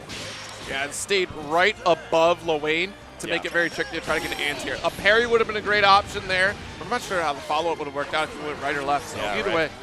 Hard to say. Plus frames off the grappling hook straight to the human pyramid. What about plus frames? I got a whole party with me. Spot dodge into the pickup. Caught you looking at the birdie. Wait, that was evil. Bait out the unique animation with the spot dodge while you're in human pyramid. Catch them on the low. They're looking for the spot dodge themselves. And caught out with a timing trap. But UDP staying alive for just a little bit. NOBODYEXE. One straight hit could seal your fate here. Nice little jump heavy. Try to slide, spot dodge. Yep. Slip it on through with the 2M. Ooh, run up. Nothing found off far end, but at least you're trying to hold down this turn. The bros catch you out just barely on the toes, and T-Bola puts a game on the board. Had a snack on deck, said you want some treats.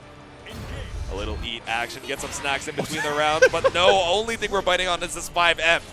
I just wanted to show you my cool robot, and yet you just beat it up. Yeah, I showed you my Kappa. Please respond. I showed you the parry, and we're keeping the pressure on. Back up against the wall, into the gauntlet. Oh. All right, nice neutral jump. We got the float, but we're out of there. Skedaddle, skadoodle, said Lil-Wayne. What a trade, actually. I'm not sure what button activated there for 2B, but it worked out for T-Bola. Awesome sauce back into the corner. Caught out of the jump with the cat laser. So used to the rockets, so used to the punches as well, but now holding the punches back down in the corner once again. Oh, no. Tries to go for the 5L. Yep. Trying to push away. We got a few snacks. Oh my god, just do it again. Try and get the meter back, and you already get the 30 off of the parfait. You. This cat fella, man. And meter. I love it. All right. Nice block on the jump heavy. Send it again. Oh, it didn't. Oh, What's no. left Got it? hit, I think. Oh, you're right. Because the far end will reach there, and it's not putting 2B in harm's way. Yep. It's still not working out. Ooh, get the salad. You know, just enough to put you on that 50% meter threshold. I don't know. Are we going to see the wake-up UDP, or are we going to try and bait it out? NOBODYEXE has to be perfect. 2 interactions in a row to try and bring this back. Couple 2Ls. 2M. Bat. Swing and a miss. Well, I guess it's on block. Hard to say what we call it. I guess we call that a ball, but trying to find something off the hammer, and it's HBA looking for this checkmate. It dashed in real deep with the 10 seconds left. I see what you're doing here. T-Bola. Yep. You a thinker. You a thinker. We had the full stop in the corner. Yeah. I wasn't even paying attention to the clock either. But yeah, you do because you had that life lead. You were waiting on the meter to come up, and you either go for Yggdrasil or HPA. Either way, HPA would be the better one. But yeah, my goodness. Yeah, you're really just trying to stall it out there. You had time and the meter on your side, but back over here on this left side, this west coast, keeping you locked down in the corner. Nobody with the full cash out. It's going to be quite a while till you get that skill back up. That was supposed to be gauntlet finish there, and we did not get the connection. Nice block on DP. Big punish. And look, we're out of skill, so we had to bide some time here, but that gives plenty of opportunity for T-Bola to build up that gauge, to build up the HP with some snacks. Look at how much health he's got. Yeah, not able to get too much off of the space 2H either. Just so many mutton chops are keeping you alive. Oh no, nice far poke. Side swap, nice. Sam action. Tries to go for the throw, caught out with the low. We smash on through with a 5M. Find them. No! The third time you've dropped it, and now it's going to be the ender for T-Bola. No ult laser to worry about. Seals out another game here for ARC winners. That timing is pretty tricky when you're going for the heavy. Like, yes, you can. You're going for your bigger damage. Medium is going to be far more consistent. That helps you out. I mean, we see it right here, right? Because of the range that you're at to get that heavy, that's a little more consistent for you. The dash that we had earlier that lost, unfortunately, nobody that whole set was literally because we're full screen scenario. Yeah, exactly. So medium is going to be your faster option to catch the crumple state. Heavy is a little tricky to pull off there. Oh. What a heartbreaker. Yeah, I mean, I get it from NOBODYEXE. You're so down on the health that you're really trying to optimize on anything that you can get because you know it's that game of inches. You know you have to get all the damage that you can, but unfortunate drop there is going to put one loss on the record. Again, we're running the round robins over here for all of these teams. I hope you guys are excited to see some more action. I feel like there's at least 1 or 2 teams that we haven't seen up to the stand just yet. So yeah. we have them ready. Oh. Okay, I see MAKOUNA, so we're going to see one of those teams. Yes, we're going to see seasonal players. I was just about to say, seasonal, I think, is the only other team that we've not seen. I'm rolling through on this bracket here. Oh, because we saw Chris Chaos's team just now. Yeah, we already just saw Chris Chaos' team. We've already seen Chaotic Black Air Force. Yes. So, yeah, this is the only team we've not seen is seasonal players. That's MAKOUNA versus Lil Zap. Yes. Going to be on this team here. I'm excited to see it. Dude, MAKOUNA was really tearing it up yesterday in the 5v5 Is that right? Yeah. Okay. So there were a lot of, you know, obviously really strong players and a lot of names that you guys know as well. MAKOUNA, I think, coming in as a little bit of an underdog, you know, compared to some of these grades from these previous versions as well, have been tearing it up. MAKOUNA still putting up these top 8 results in the online tournaments as well. But, of course, on the Yule, relatively underrepresented character. I feel like if you asked any random GRANBLUE player off the street, they'd be like, oh, Yule's cool. She's not particularly bad, but I wouldn't put her in the top echelon of some of these characters, right? But MAKOUNA, I think so each player, you know, was playing these first 2s. They had 2 lives in the 5v5 exhibition. I think by the end of it, his KDA was like 4-2 or 5-2, something insane like that. So he definitely went positive for his team. And let's see if we can keep that up. Chris Chaos wasn't in that exhibition yesterday, though. Yeah. So he's pulling up here, trying to put a wrench in the plans. But, oh, okay, so no Yule coming out from MAKOUNA. Never mind, just breaking up the storyline. But I forgot the epilogue. I came up to him yesterday after the whole exhibition. He was playing casuals, and I saw him on the near. I was like, oh, we're just having a little bit of fun, right? He's like, no, I might bring this out for the 2v2s tomorrow. And indeed, he does. Game number 1, Chris Chaos versus MAKOUNA. Yeah, I was going to say that UL got some changes for this game that makes her very, very good. But of course, near also, this is how you get the business done. You're coming to work. Block in and clock in, but the only thing you're getting clocked by is all of these dashes. Stuck up here in the corner, tries to air stall with the air dash, but DC back out. Nice back throw here. Oh, too far. And off the wall. Immediate ultimate skill spend. We have the seals to get the corner carry. Yeah, cross up on the other side. Seal finds the media after the dash. Set the seals. Ooh, but we are spinning right on through the ultimate death turn. All right, yep, don't you forget it. You gotta pay attention to these seal setups. Just because Chris Chaos goes for the opposite side does not mean you are in a safe zone. The moment he touches the seal, that's actionable opportunity for Chris to catch you unawares. Yep, don't let him into his zone. Tries to find the 6-6-H. Nothing in particular, but you're spaced out enough to be safe. Nice far L, very good. Yeah, and an even nicer far H coming out from MAKOUNA. Sends the 2H for the full volleyball confirmed. Spend the stocks and get the free damage where you can. Setup. Do we try and bait out the Brave counter? Run up spot dodge. Yeah, we try to get that Brave counter out here with the spot dodge, but not going to work out here. Nice Raging Strike follow-up. Ooh, 2-1 for you. Once again, the ultimate death turn. Just so good for taking back a lot of that screen space and a quick reaction check to try and roll or spot dodge through. All right. Good block. Ooh. Oh, no, the deep. Yo, that cross under was slick. All right. It's because Grimnir doesn't touch the ground. That's why we're floating. This is movement. Oh, no. Into the wall we go. We got seals on top of it. I don't even need it. No. Didn't even need the seals to seal it out. It's game number 1 here for Chris Chaos. I'm thinking about Seal right now. You know, Kiss from a Rose. Do you know any other Seal song? I didn't think so. Anyway. I panicked. I was on the spot. I was like, discography? Because I'm 3 Seal songs. Maybe I should name another song, but I don't think anyone else can in chat either. Don't get Maverick over here, though. Maverick named like 5. Oh, I'm sure he could. He's got the whole discography on deck. And we have the whole 5H damage, the big conversion here from MAKOUNA to put Chris Chaos into the corner. Yeah, I agree with the spend immediately. That first BP out, and we have the seal behind to swap it up. Yeah, positioning is going to be so critical here for Grimnir in this matchup because you can use those seals as an opportunity to avoid death in a lot of scenarios. But the way that Chris is controlling the pace right now, first Skybound art spend here. Yeah, a lot of times we've been seeing that 100-meter just going straight into the install, but maybe MAKOUNA getting a little bit predictable on the frame trap attempts here, and Chris Chaos taking the damage, the screen carry where we can, and off of the crest, it's life point. Yes. Okay. Going back into this next round here, and again, it's so difficult to keep Grimnir locked down. This is a matchup that I don't think many players are going to be ready for. The way that Chris has been playing it, though, is very aggressive, which is to be expected. The way that you can set this up behind the opponent catching them in very bad situations, we see time and time again. You're also getting yourself extra airtime to avoid death. Exactly.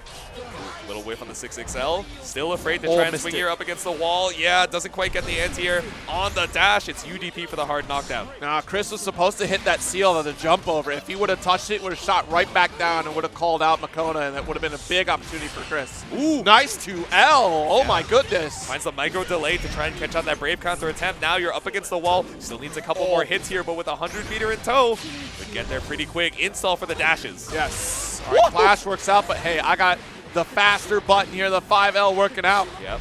The landing, ending that recovery there. So good for Chris Chaos, just barely off the ground. Set all the seals you need. Oh, no. They're unblockable. Yeah. Back down to the ground you go. Shades of the IOX. No uni here, but we're learning a little bit as we go game to game. Chris Chaos, I think, still on life point here. I mean, Chris had to get props. Yeah, you're right. You're actually right about that one because, look, when all else is lost, I throw a temper tantrum and a pillar comes up before me. And it is able to take that round here from MAKOUNA. Let's see if we can do it again. Caught up off of the seal. Full Raging Strike up into the corner. Top of limit. No escape. Do not. You got to be careful how you're going to get. Try to get out of dodge, and you have seals in front of you. That's a quick course correction there for Grimnir for an anti-air. Yeah. Seals in front of you. You let the UDP rock, and Chris Chaos with the full bait takes the life here from MAKOUNA. I'm loving it. I'm loving it. I know chat is loving it. I know you're going to love it in the VOD. Certainly take notes from Grimnir here. I'm telling y'all, if you want to understand how Grimnir works, Chris Chaos, no slouch for this one here, has former experience for this specific character archetype, and you can see it because the setups are there time and time again. Yeah. The way that Chris is leaving Seals on the field, not only as an aggressive option, but also as an opportunity to escape, because we do have that pickup there. We go for the jump, dodge on death. That doesn't mean we're going to go for a jump L. I shoot straight down. And we even saw at that opportunity, we tried to go for jump install with that lingering seal up forward. If we would have been able to get the jump install arc to touch that, that would have been the punish there. Yeah. Because we didn't have the quick turnaround for death to go for anti-air. You could have 2H'd, but you see the rate of speed that this is coming out for Grimnir. It's going to be tough to call out. Yeah, it was terrifying, right? You had these seals so often in the neutral where you're like, man, I could send out the death turn. And I think in the first game, we were finding a lot of stray hits, or even on block, right? You're getting a lot of corner carry to try and escape the corner situations that you were getting, you know, pushed into. But as we took more to the skies, making sure to end these setups into the EX seals to make you a little bit more uncomfortable. Oh, what if they dash over? Not only am I spending the 50 meter, I'm eating 50% HP off of this counter hit combo. It put a lot more doubt into MAKOUNA's mind, even when we were able to get some of these rounds. And that's the thing. Chris spending EX seal is very rare. Like, super rare. Chris is very manual when it comes to seal setups, which is tricky in and of itself. But again, like that history between Bank Shishigami, between Answer, like you understand seal placement and how this works out to manage the screen real estate available to you. Our next set, though, will be Callisto versus Lil Zap, our first Siegfried of the night here. Yeah, we got the Percival color palette for the Siegfried as well. So I don't know if we're going to be seeing any Siegfried from any of these other, or sorry, any Percival from anybody on these other teams. But, you know, we got the homage at least. But Catalina versus the Sig. I imagine this is another one of these matchups where, you know, Callisto doesn't feel super comfortable just playing the box out with a lot of these normals, where Siegfried is able to contest you. Yeah, it's very interesting for this matchup because we already just saw it there. The Fireball game is going to be certainly in Siegfried's favor in terms of space control. Yeah. But the way that Callisto could play this is if we spend EX Fireball, you can pass right through Siegfried's Fireball when they're clashing on top of each other, so that'll help. But who's going to own the space and damage confirms it's going to be Siegfried. Ooh, yeah, didn't actually cross up out of the corner there. I was surprised, but either way, went for the throw, bi-directional. It's time to stay by with this Fireball, but does get caught out off of the far end, the extended hurt box. Not able to kill for Lil Zap just yet. Ooh, very nice shimmy from Callisto right there. Shimmy shimmy A, but oh no, a little bit too creative with the movement. The MDP hitting on the back, but putting you in the corner. Lil Zap just not quite ready to block on the other side. Yeah, just going for that empty low was very tremendous right there from Callisto to get the finish opportunity. Yeah. It's not over till it's over, and let me tell you, Callisto knows how to move on this screen. You're talking about it. Look, back on the BS, back on the movement. Y'all are too old to be moving like this, Callisto and Chris. That's what I'm saying. You would think the joints with all these mobility are looking a little achy-breaky, but the ice pack's keeping you alive for just a little bit longer. Lil Zap does find the 2U on block and the jump in as well for the Raging Strike. Yep, send the firewall. Oh. Can't believe the far M actually worked out there in favor for Callisto. Jump install. All right, got pushed back. Guard cancel there. Let's go for the throw. Oh no, not ready to react to the Raging Strike. You weren't even thinking about it as an option from that far away, but again, the extended range here just catching you out, and that is going to be game number 1 to Callisto. Just immaculate from Callisto right there. Shivskis. Believe in victory. Alrighty, Lil Zap, what is the adaptation going into game number 2? We had a very close round there in that game number 1, but now we're going a little bit more on the aggressive. Send the 6XL. Once again, travel right behind the firewall. Oh, good challenge right through the light wall here to focus on the triple attack. Yep. 6XL just giving you so many plus frames to try and attack even the follow-up post-light wall. Shimmy again into dash L with the counter hit that gives you a little bit extra time to get a follow-up. Yep. Gets the MVP ender right into the throw. Ooh! Yo. Lil Zap, you are getting cooked right now. I'm sorry. You are just getting cooked right now. Cooked by the dry ice, the empty land into backstep, the full ultimate skill starter for all the damage in the world. Callisto is trying to speedrun this set. Yeah, Callisto is just taking advantage of the fact that Lil Zap is starting to react to the quick approach. feeling threatened by throw, and Callisto hasn't shown a dash up throw yet. Yep. It's just been shimmies. Even on trying to go for Raging Chain. So I feel like that's breaking on the defense a lot for Lil Zap here, because we try to go for, Brave can't counter, but it's not finding the mark, because again, look at how we're juggling through this. Exactly The like whip you throw said. again? You are inside Lil Zap's head. Bro's getting his hand caught in the cookie jar every single time. The whip throw is just going right on through. Spot dodge on the Orchid. No follow-up can save you. The counter poke from Callisto, the 2L pickup. More than enough damage than all you need. That is another set here in the round robin for Callisto's team. That is some BS. That is certainly BS. That is team BS right there. Look at this. Callisto? Look, I know Callisto's nice at GRANBLUE, but this was a little showcase of being too nice at GRANBLUE. My goodness. Back on the BS, back on the B. Callisto didn't miss a beat there in that previous set. Just really able to keep Lil Zap on his toes. Yeah. And I mean, Lil Zap was able to find some of these openings in the neutral and confirm up against the corner, but so many times being able to route to, get that side swap as well. But I think the big thing was, like you're saying, so many good reads on how you're rotating these defensive options, the shimmies, and knowing exactly how to confirm to the most damage possible. Like, if you're Lil Zap, you can't be mad at this set. You just got outplayed. He's That too is, clean, that bro. is literally like, that was too clean. Yeah. Good job. Like, you got it. Like, ultimately, I was not that person today. Like, that is it. And you're going to look back at this set and be like, man, because it's terrifying to deal with the potential because of how quickly Callisto is moving in this matchup alone. Like, I've not seen the utilization of dash L after a backdash like that across several sets. And I feel like that is the purpose of dash L, right? Like, the intent that dash L was supposed to have initially, of course, now being normalized for this patch, right, to be able to get that quick follow-up to close the gap against the opponent. I mean, my goodness, dude, we saw it. Backdash, the whiff throw, that's opportunity to make that dash L punish. We got the counter hit opportunity to get an even bigger combo, and still tempering with, or playing around with Lil Zap's expectations between throw cycle, whether or not we're going for block stun, just beautiful stuff all around. Yeah, we saw a lot of this whiff throw animation, lots of it going on. Callisto really just seemed to be, operating on all cylinders there. But that team is down but not out. Again, it's going to be a round robin style, so they still got more rounds to play, and we still have more matches for you guys. Hopefully you guys are enjoying GRANBLUE over here at Roundhouse Tag. I know it's been an absolute joy. Once again, my first time over here at this venue at Ignite Gaming Lounge, hanging out with the Midwest folks, so everyone's been super welcoming. The bar has had quite the collection of quirky drinks, I gotta say. I tried the Lavender Town yesterday, and I was like, this is kind of delicious. I gotta be real. Yeah, they got a lot of cool gaming-themed drinks out here at Ignite Skokie. About to go under a remodel here, so we're going to get some fresh coat of paint in the venue. We'll be seeing plenty of other games throughout the weekend. Of course, like you said, tonight is the Tekken 8 3v3 that'll be happening in just a moment here, if not happening right now. I don't see anyone on the couch, so they're taking a little bricky break before that happens. Of course, we still have a few more matches on the what is up with VTubers not playing any games at all? Are they just like on break? What's going on? I don't know what's happening, because they're hiatus? supposed to be playing against Seasonal, Los Pollos, and Chaotic, and they've not done any of that. Maybe the VTubers just don't want to. The VTubers got cooked, and they said, "Never mind, we're good. We lost the ARC winners." What's the tweet? Oh yeah, I gotta beat this guy up. I'll be right back. I got my. I got cooked. I'm deleting that bot. I'm not posting that. I got cooked.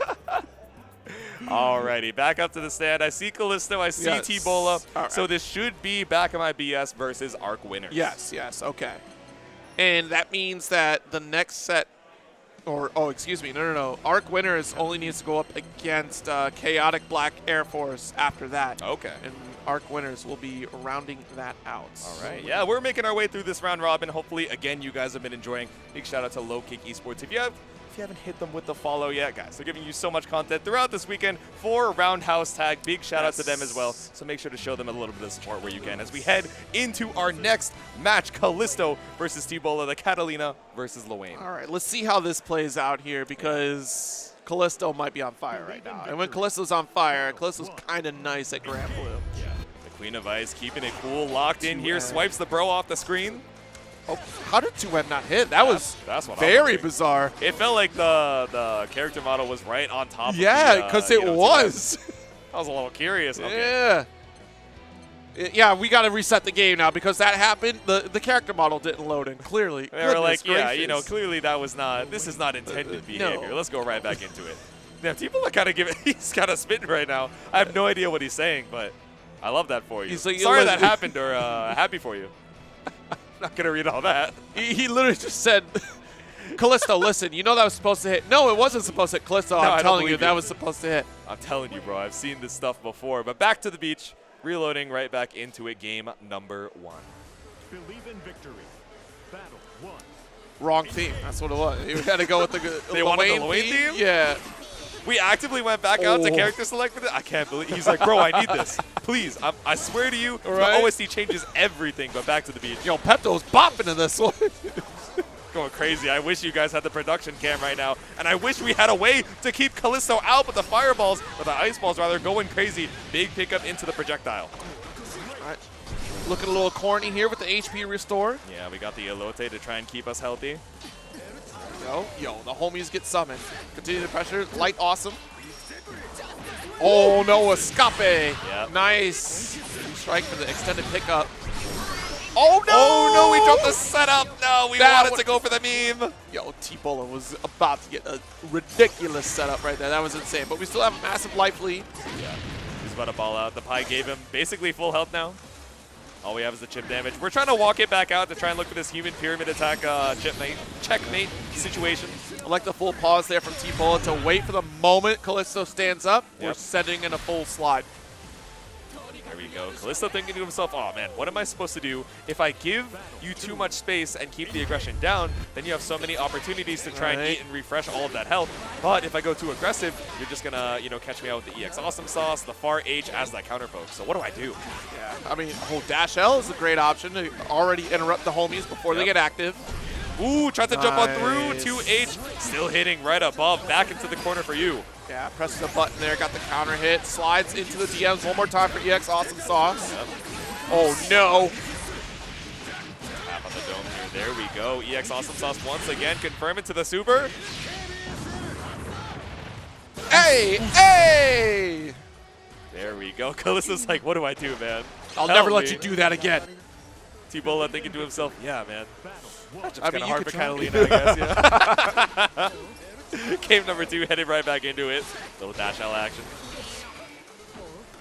The one there, the little pushback, but we're still locked in this corner. Callisto, honestly, gonna have to pitch up a tent right here. This is where you're gonna have to stay for the weekend. Yeah, you're kind of camped out here beachside, fighting for your life. L Awesome Sauce, the light wall to go right on through. Nice little clash works out for you. Oh, I like the try. idea. Yeah.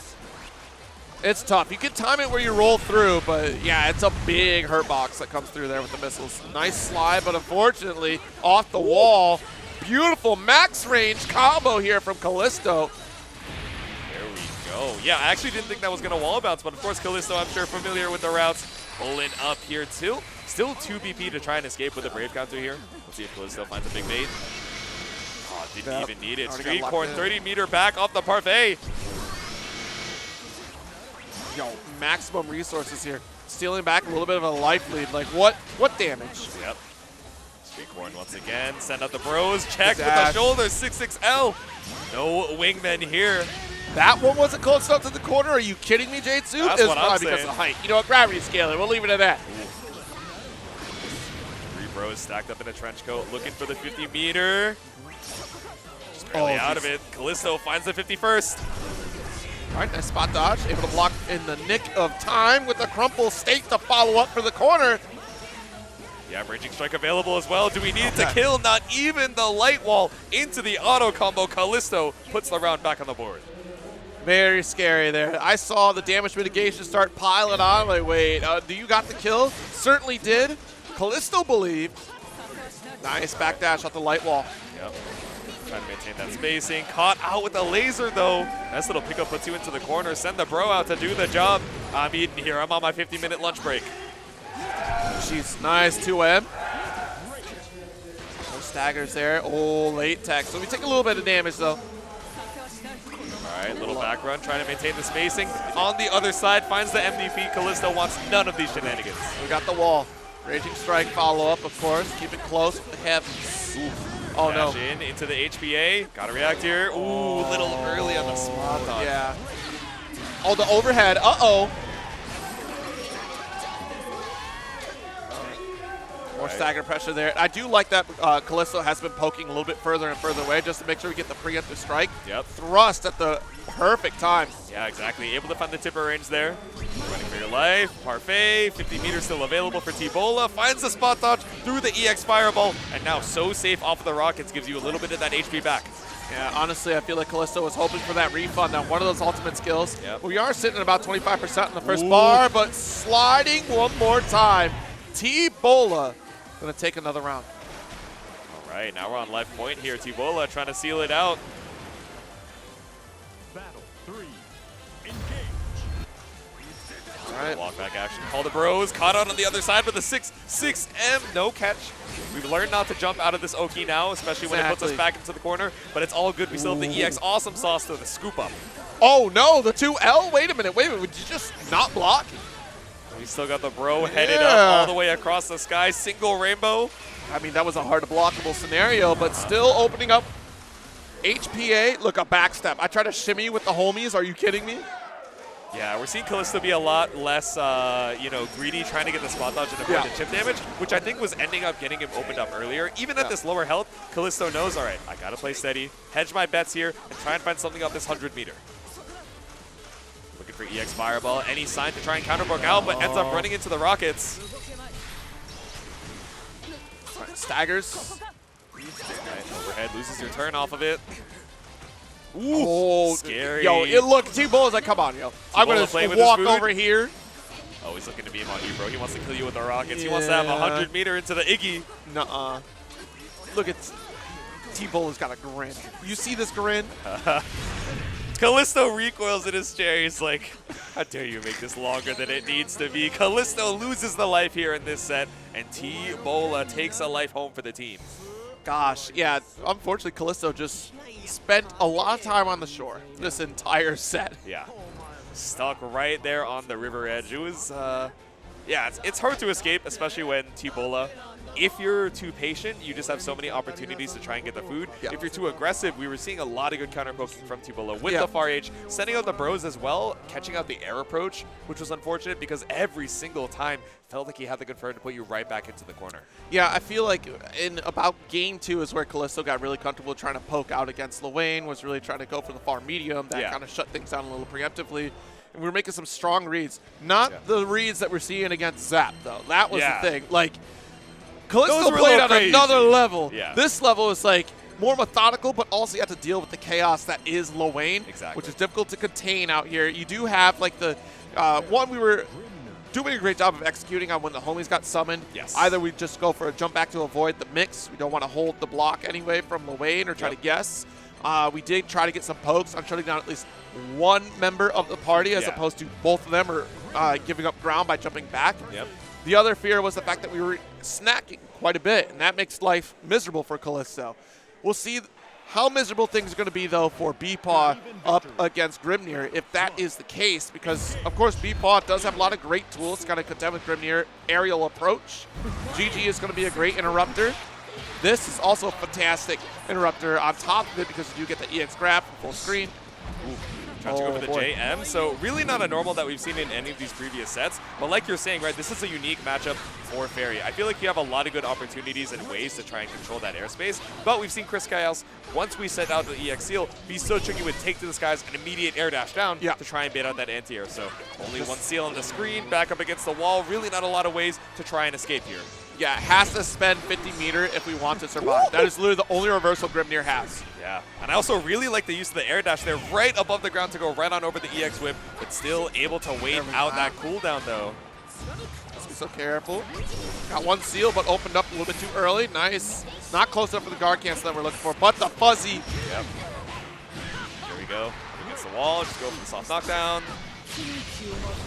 Install all the dashes in the world, tried to go for the ultimate pirouette, thinking that Chris Chaos was gonna dash in. The slight delay set the seals. We got more combos to go. Chris Chaos just barely able to kill off of the dash. That was great. You know, I didn't realize the jump U was gonna work out like that. It kind of looks off a little bit.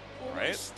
I guess that's a install-only combo, especially because you didn't have any crest set up. Oh, yeah, that's fair, that's fair. Side, yeah. So able to get so much off of these conversions when you know that last hit is going to be able to kill. Fine spending the 100 meter, but not as fine getting hit with a double close H. Right, into the wall we go. GG setup. Good block on the fuzzy from BEPAW there. Yeah, JL not going to catch you out. I don't think we've seen the low option yet, but I feel like especially in the beginning of the sets, we really want to lean into the high just to establish, yes, we still got the 50-50. Low is your default, so I really got to make you scared of what happens with GG. Far H catches out the shallow dive kick. Wait a minute here. Nice. You had the seal to cover that extra ground. GG going to keep you back down into Earth's gravity. Yep. You see that?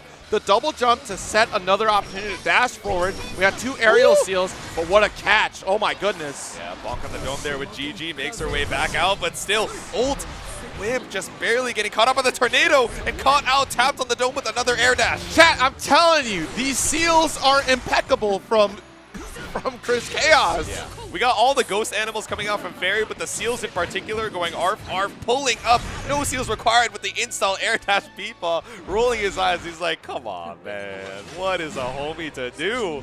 All right, we got the mid-set coaching T-Bola. What do we do? He said, switch to Lane. Call up the bros. Eat. So I'm going to tell Call you what Catbot. She's evil. And then you win. Yeah. BEPAW's like, I'm not doing all that. I'll be honest with you. I already have what's up dog to deal with. Okay? Exactly, yeah. Ooh, nice. I like the rollout. We've seen this a couple times from BEPAW when players are getting a little bit too overzealous with the air options against that corner pressure. Yep. Finds the 2U as well. Take to the skies. Little tap on the dome with the JL. Yeah.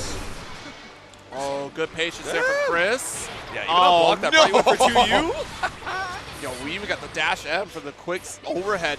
All right, nice. Damn. Use Psycho Crusher to go right on through the GG. Interesting choice there. And a quick one. It worked.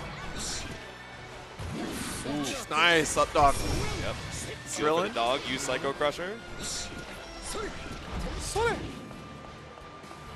We're running all the way across. No, the that was Ooh. very smart for BEPAW because we're trying to get out of the space Yes. where seals are already on the field. You're trying to make Chris set up seals again. That gives you opportunity to try to punish. Yeah. So you see this happen time and time again. Like, yes, Chris does have the life lead, but you're putting yourself in a better, situational advantage as opposed to, oh no. Okay. Ooh. I thought we were going to get air on block. Yeah, I but thought so thankfully too. able to land just in time before the dash. All right, no seals on deck, but the install is removing that opportunity. We recognize what BEPAW is trying to do. Yes. Beautiful pickup with the UGG there, just running across the screen, sprinting on it, especially with the U slowdown, right? Thought you'd be able to poke out with the tornado, but does not find purchase in time. Oh, geez, 2 far M's? Are you kidding me? Chris! Make it 3? Block! Block, my lord. Hold down back. Oh my god.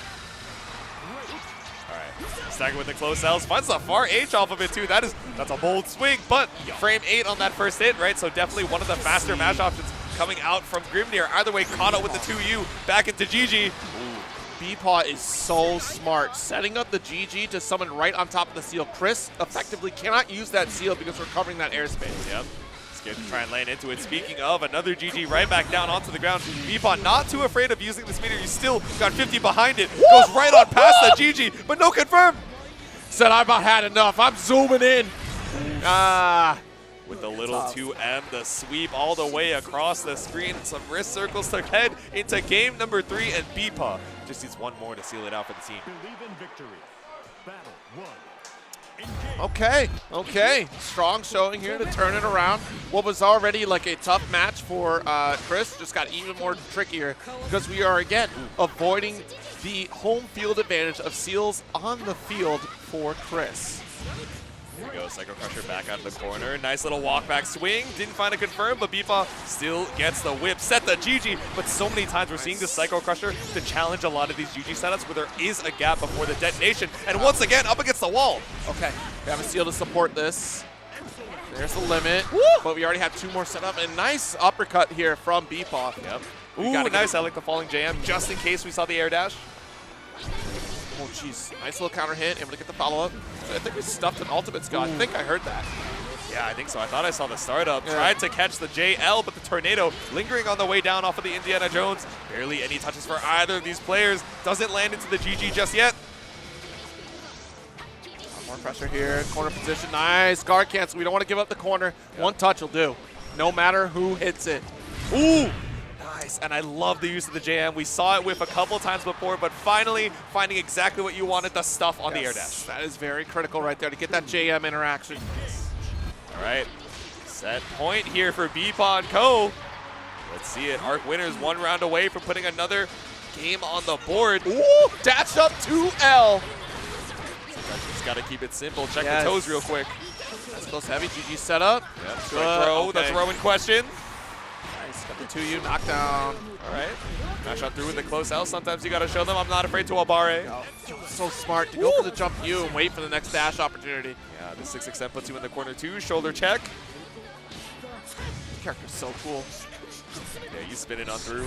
Still a lot before you have the install up. Maybe, honestly, you might cash out on the 100 to try and kill off this next interaction. Set the seals, cross up on the other side. BEPAW caught, trying to escape the corner. Straight into the super. 1 round apiece. Good miss. JoJo posing up. Both of these players trying to think how we go into this potential final round. All right, GG right in between. There we go. Ooh, yeah, whiff on the whip. Oh, no, but the 5H is able to get a little bit of chip damage there. Woohoo! Straight to the GG double whip, close H pickup. We have opportunity to escape. Yep. All right. Psycho Crusher once again tried to save jab, but UDPs start up a little bit too fast. No way for you to try and call it out. Okay, good guard cancel. Wants to own this position here. Ooh, GG for the detonation. That's it. There we go. BEPAW seals it out. Another game on the board here on the round robin for ARC winners. If I'm not mistaken, I want to say their record right now is something like 4-0. The folks in chat can correct me. I'm sure we got the exclamation point bracket to keep up with the star.gg as we go on through more of these GRANBLUE matches. But man, they are playing out of their minds right now. T-Bola and BEPAW seem unstoppable. Yeah. I mean, honestly, it is ARC winners for a reason, right? Yeah. Oh my goodness. They manifested it in the team name. Now, the VTuber team, I'm not sure what they're trying to manifest, but the ARC winners, you know, sometimes you got to put victory at the forefront, right? You see it on the stream setup and you're like, damn, that's me. I'm the winner in question. Whew, those tornadoes. And yeah, no, a little bit of correction on my part. We were doing the jump special right there. That's what the orb was that we got the lift right there. So the EX lift. Yeah, I was calling JU throughout the whole. JU is the pogo from Grimnir here. Oh, really? Oh, I honestly figured that it would be a J. It looks pretty unique. I'll tell you what. Yeah, we got some really cool pickups off of it against the wall from Chris Chaos, right, in that install state, but, you know, pretty spacing specific. Yes. So many times BEPAW was keeping you locked down in the corner. Even with the use Psycho Crusher, just so many opportunities where BEPAW was so aware of the spacing and able to catch you out every single time. But looks like we have our next team headed up to the stand, and I see Lil Zap and I see KTANG. So what does that mean for the teams? Which teams do we have ready up here, Zero? Get that pulled up real quick here, just a second here. But yeah, that was exclusive for the EX version of the EX JS from Grimnir, just real quick. That's how you get the wall bounce, because the medium version does that lift. Yes. But the EX there does get that wall bounce. But it's seasonal up against, like you said, the VTuber modes that's going to be out here. Seasonal players, so MAKOUNA, Lil Zap. Yep. See how things play out here. And Nobody as well. So first up, we're going to be seeing Lil Zap versus KTANG. Both of them giving some bright-eyed smiles to the camera as they head into game number 1. Siegfried versus Narmat. They kind of have matching character select splashes, too. I'm not going to lie. Believe in victory. All right, game number 1. Let's head straight on into it. Damn, right out of the gate, the EX dash into Kyoko. No kidding. All right, let it rock. All right, triple attack into the overhead, but does get caught out here with the 2M. Staggered. Oh, guard cancel for guard cancel? Okay. I want my plus frames, por favor. Yeah, in this sword stance, you have so many opportunities to farm these plus frames, right? The 2M, close L, far L, and of course, you know, just pulling up for that 6XL as well. So scary, but all good. A throw will do you. Nice. I want out of this corner. I don't blame you. Oh, you tried to go for the guard cancel. A deep run in here from KTANG. And you know what? We saw that earlier. It does crush the throw attempt, right? Because Callisto was certainly hands up for that one. It's going to crush the guard cancel attempt because there's no block stun on it here. So you will crush that Raging Strike. Yeah, and especially up against the wall, right? Something that we're seeing from KTANG that is so smart. If you're going for that backdash, you're able to confirm into the EX slashes the Kyoka, which was able to kill. So great awareness there. Great reaction from KTANG to be able to route into it. First round over, but Lil Zap still fighting for their life right now. Yeah. Too far away for the guard cancel to come through. Was able to get the stand swap and the follow-up for the corner carry. Yeah. I think the EX clip, you know, the potential of that throw is really on Lil Zap's mind right now. Oh, What did we dodge through? Okay, was that PC into spot dodge? I wonder why that didn't go through for KTANG, but either way, Lil Zap, all right, stays alive for just a little bit longer. SSBA available. Oh, close heavy opens up. Big opportunity. Was going to be big opportunity. I mean, you had the Raging Chain if you wanted to follow through, or just SSBA, but here we are at the far end. Nice challenge. Or not far end, the dash end there. Yeah. That has to be a heartbreaker for Lil Zap. You had the he's laughing too. He's like, all right, man, I'm not going to lie. I panicked a little bit. I knew I had the kill with the super. KTANG's like, I get it, man. I've been there, and we are here in game number 2. Oh, nice 2M. Ooh, nice. Very follow-up on the work. And really don't see that too often, but knows that KTANG isn't afraid to try and challenge on it, so put that at least on the brain right now. All right. The far heavy. Nice throw. Yep. Ooh, okay, the shimmies tonight. Learned a little bit from the set with Callisto, right? I think all so. Right, let me steal the tech a little bit, run up, backdash with a full shimmy, 2M pickup, and we kill with the super. Lil Zap. Lil Zap is absorbing the skills and abilities of other players out there. Exactly. I will not be fooled by these shimmies out here from these older gentlemen that are playing these fighting games. No, sir. It's the next generation of GRANBLUE. You're damn right. Senior software engineer be damned. I'm seeing through the code right now. Caught up with the MDP. Still only on that, soft confirm. Yeah. Not too much off the L slash. Push back one more time here. All right, little MDP. Charging on through. Nice. The U teleport. Saw the startup, and KTANG knew he had all the time in the world. There we go. Slash serious. I don't care how many times I got to press this 2L. If you open up, it's going to be a big problem for you. Yep. All right. Pick up into the close age. Ender with a parry. Keep it simple. Yeah. Just give you a little bit of time to try and mash on out. Exactly. Still frame trap. Battle 3. Right. Final round. Yep, KTANG on life point here, immediately dash right into the El Kyoka. A lot of times, this is challenging spaces where you look at Narmaya and you think, oh, okay, maybe we have the Misfiner and we have a couple of these mid-range moves. Right. But, a little bit further than that, she really isn't threatening, right? But KTANG makes such good use of dash into the slash to put you on your toes outside of what you normally think Narmaya's effective range is. Yes. Woo! Yeah, not going to pick up into the far end there. A little bit too far. You transient goes right on through. All right. Got the interrupt. 5L. 2M. Another one here. No DP, though. Yeah. Well, you're already caught in the ultimate skill slowdown, so. You're all good. You don't want to get accidentally safe jumped by the slowdown. All good. Yeah, button tech coming out here from KTANG. He's finally taking the chip damage. No one thinks I'm going to do 3, but with the delay, you really thought, oh, no, not again. You tried to go for a throw of your own. You are going to get caught out with ultimate flip. All right. Sheesh. First time we've seen it, the frame trap follow-up on the Organ. We saw the parry. We've seen some other options there, but still catches you right out of the skies. Lil Zap ties it back up. All right. Wow. The max range of the 2M really helpful here. Yep. Gonna get that far poke and not gonna find the mark, but what an interrupt here from KTANG. Yeah, bold use of the far H there, right at that range, just going right on out, but Rose whipping in the night, Chips passing on by, finds no 6XL, and it's going to be the MVP right through. Another one here, EX, at the down special, able to work out here. I like the delays that we're seeing from Lil Zap on the offense, right? Giving KTANG the opportunity to, hang himself, right? Go for these. Oh, God, straight into the super. The EX flip is still doing work. Yeah, absolutely. It is such a strong tool for Narmaya, right? So you get, again, you're covering so many options with it. You get in fairly deep against the opponent. I mean, we already saw there, we go for that and right into the low 2L. All right.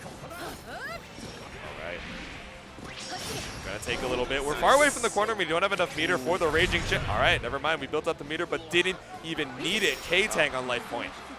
Yeah, it was very interesting. We still got the far L, or not far, but the dash L. And we did stance swap just so we can extend our hurt on the sword to be able to reach for a challenge on those plus frames. Nice toss on the parry attempt. Yep, no reversal coming out here. Stuck in the sword stance. You don't have the real DP. Trying to find an opportunity to escape both the pressure and back into the sheet stance, but has to hold this far H. Orkin into the frame trap, nothing found. Oh, geez, trying to get the guard set. And again, just too far away for it. We still got a fireball. Still have our life lead. Still have the corner. Nice little pick up. There we go. Close out to the Raging Strike. Cash out for super to even out the BP. Yo. Wait. Surely not. No. Okay. I was gonna say, I was like, that did a lot more damage before the Yeah, cinematic like, than I expected. All right. Ooh, but Lil Zap also on life point here, headed into the final round. It was looking rough in game 1, but I know Lil Zap kind of got the protagonist power-ups, right? Learning from all the battles before, but didn't learn enough not to get back thrown. All right, another EX, and we get an excellent pickup. Yo, honestly, I tried that route.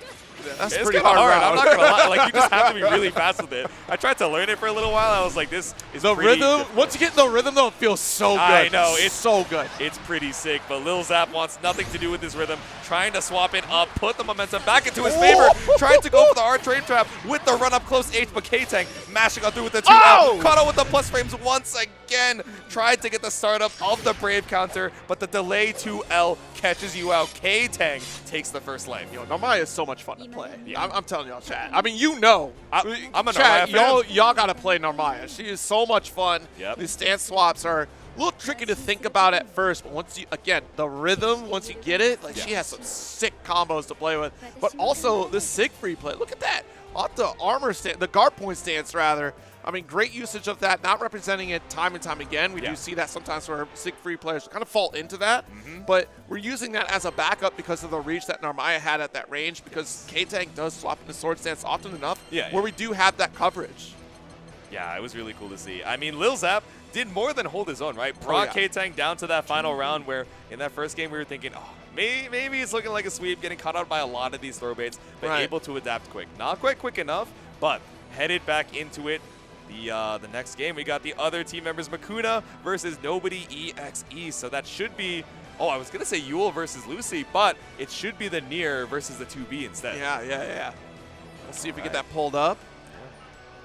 Check that out here. And I'm still looking at this follow-up. We'll have one more set after this, I believe. Yeah, it might be... Oh, this might be it? Yeah, because I'm seeing the rundown for Back on My BS and Los Pollos. How are we on scores? Might be the ones leading out here. So let's check out on scores then. Let's see. So the team 5-0 right now is ARC winners.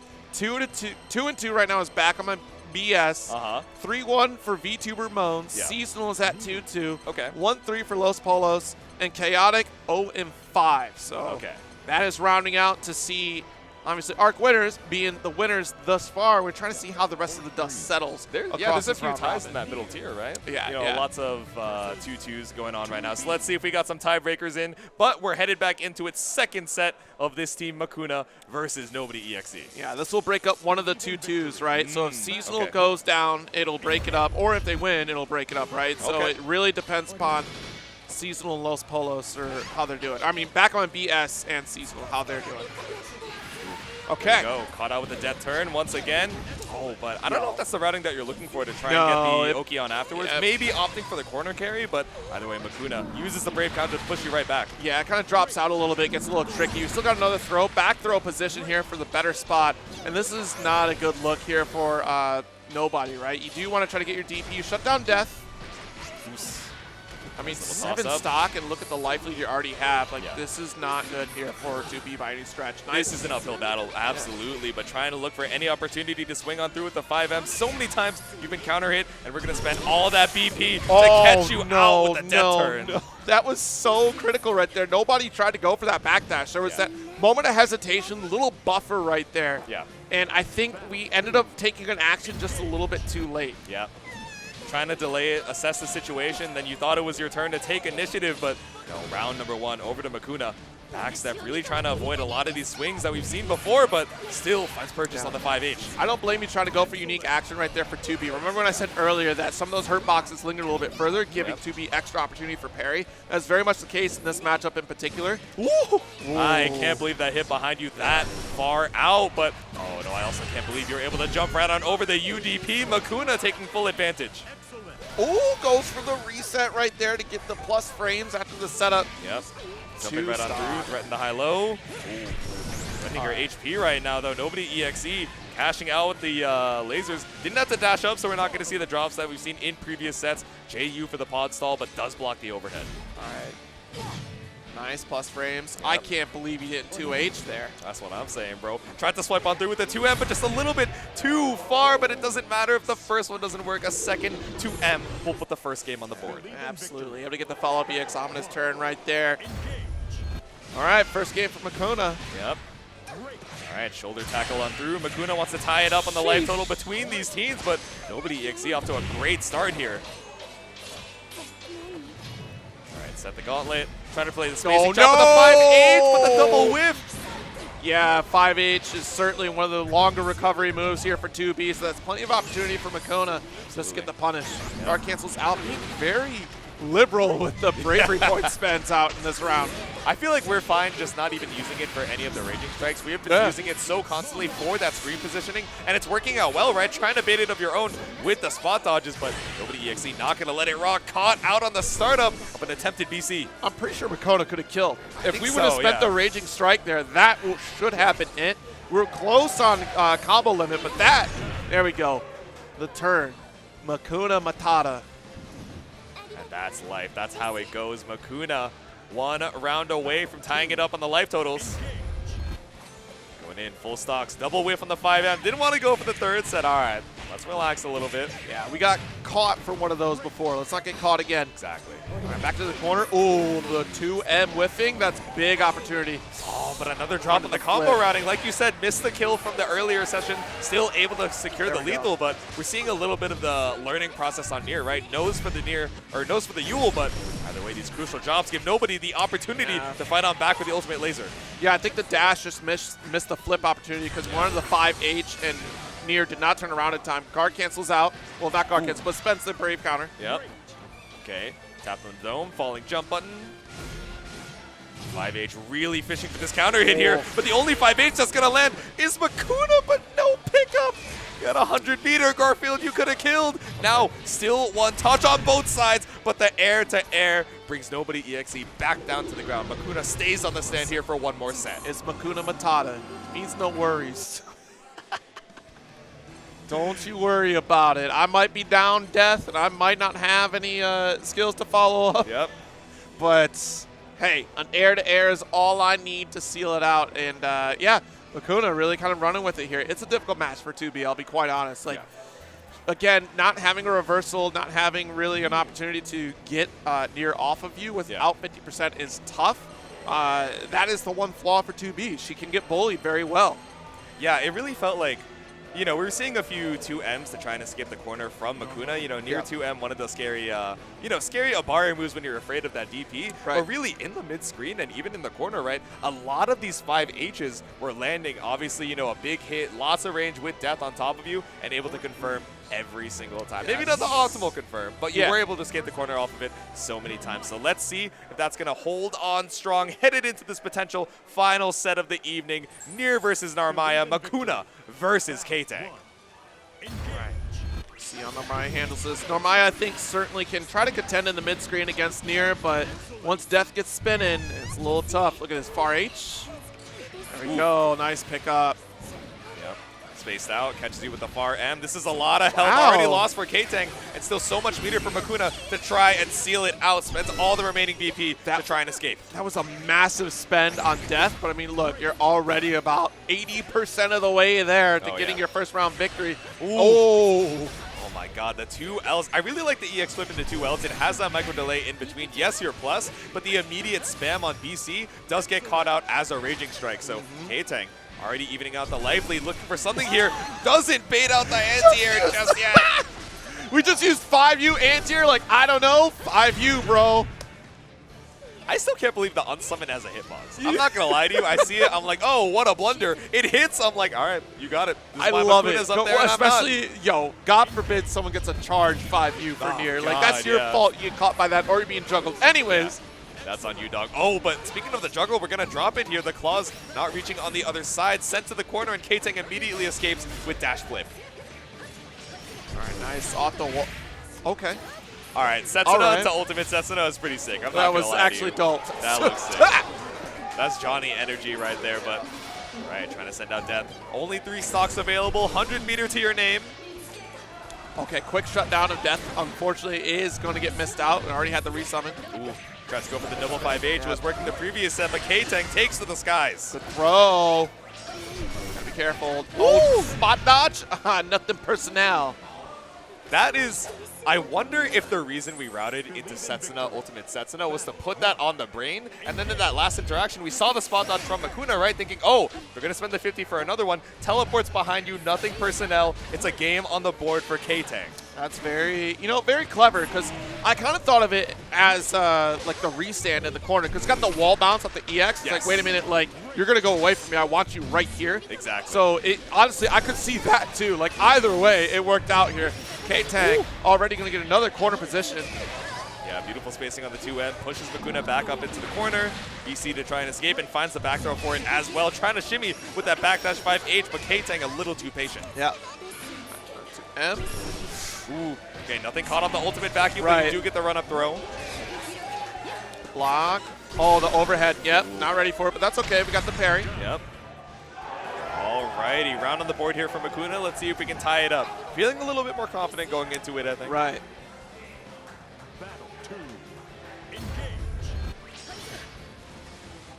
Slash by Jeez, yeah. I mean, unfortunately, we got the... Oh. bold attempt at trying to go for the parry there, but nothing found for KTANG. Oh, there we go. Blocks the overhead option here from the 50-50. Yep. Try to get the frame trap. We do shut down death, so we got a little bit of time before we can take action. The whip throw. Double rainbow all the way across the sky. The old flip gets a good bit of damage here, but MAKOUNA finds a hard knockdown off UDP. Screen scenario right now. Dash L works out. The staggers.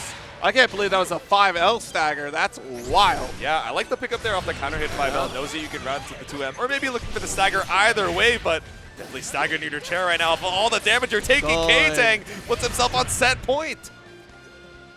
All right. One round apiece could be all that's stopping VTuber Modes from getting another game on the board. Let's see how this plays out. Oh, the 2H whiffed entirely and puts you in a bad position. That jump in from KTANG was strong. That hurts. You had the right idea, but you were just a little bit too early on the draw, a little too antsy, but now able to get the throw back into the corner. Right, nice. Cancel out. 2M not going to reach. All right, unsummon right into the death turn. So much time to run up. Try and give this GRANBLUE pressure. 5H. Oh, what a call off from KTANG. Death is down. Out of the corner we go. Couple 2Ls. Yeah, perfect time for guard cancel right there. But the raging strike. Yeah, brings you up into the corner.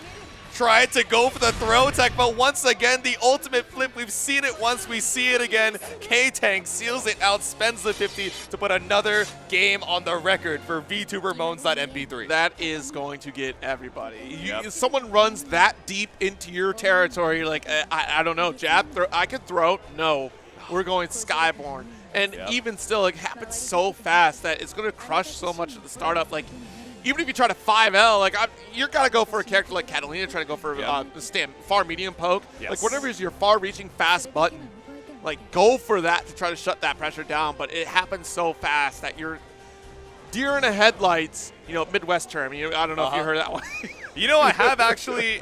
I was gonna say. Anyway, I've run into deers on the road one time or twice before, but yeah, it can definitely be pretty scary as your Narmaya's just like sprinting at you. You're like, all right, it's time for me to punish. I died to a throw here, and she's taking to the sky. Exactly. The entire screen is turned blue, and now I'm eating all this counter hit damage. But amazing work from all of these teams, and it looks like that is gonna be the last set. If you guys wanna, check on in, sure we have the exclamation point bracket for the scores, but a quick little readout. So we'll start from the bottom. Chaotic Black Air Force out at 0-5. Los Pollos Hermanos at 1-4. Seasonal Players at 2-3. Back on my BS at 3-2. VTuber Moans coming in at second with 4-1. And ARC winners with the perfect 5-0 record. Yeah, absolutely. And a perfect record can be found at FGC Meetups. FGC Meetups is a spectacular place. It's going to be the last time that they have it here at the Ignite Skokie. So please be sure to enter it. Let's give a great send-off to the Ignite area and look forward to the future, the bright future for Kick Esports.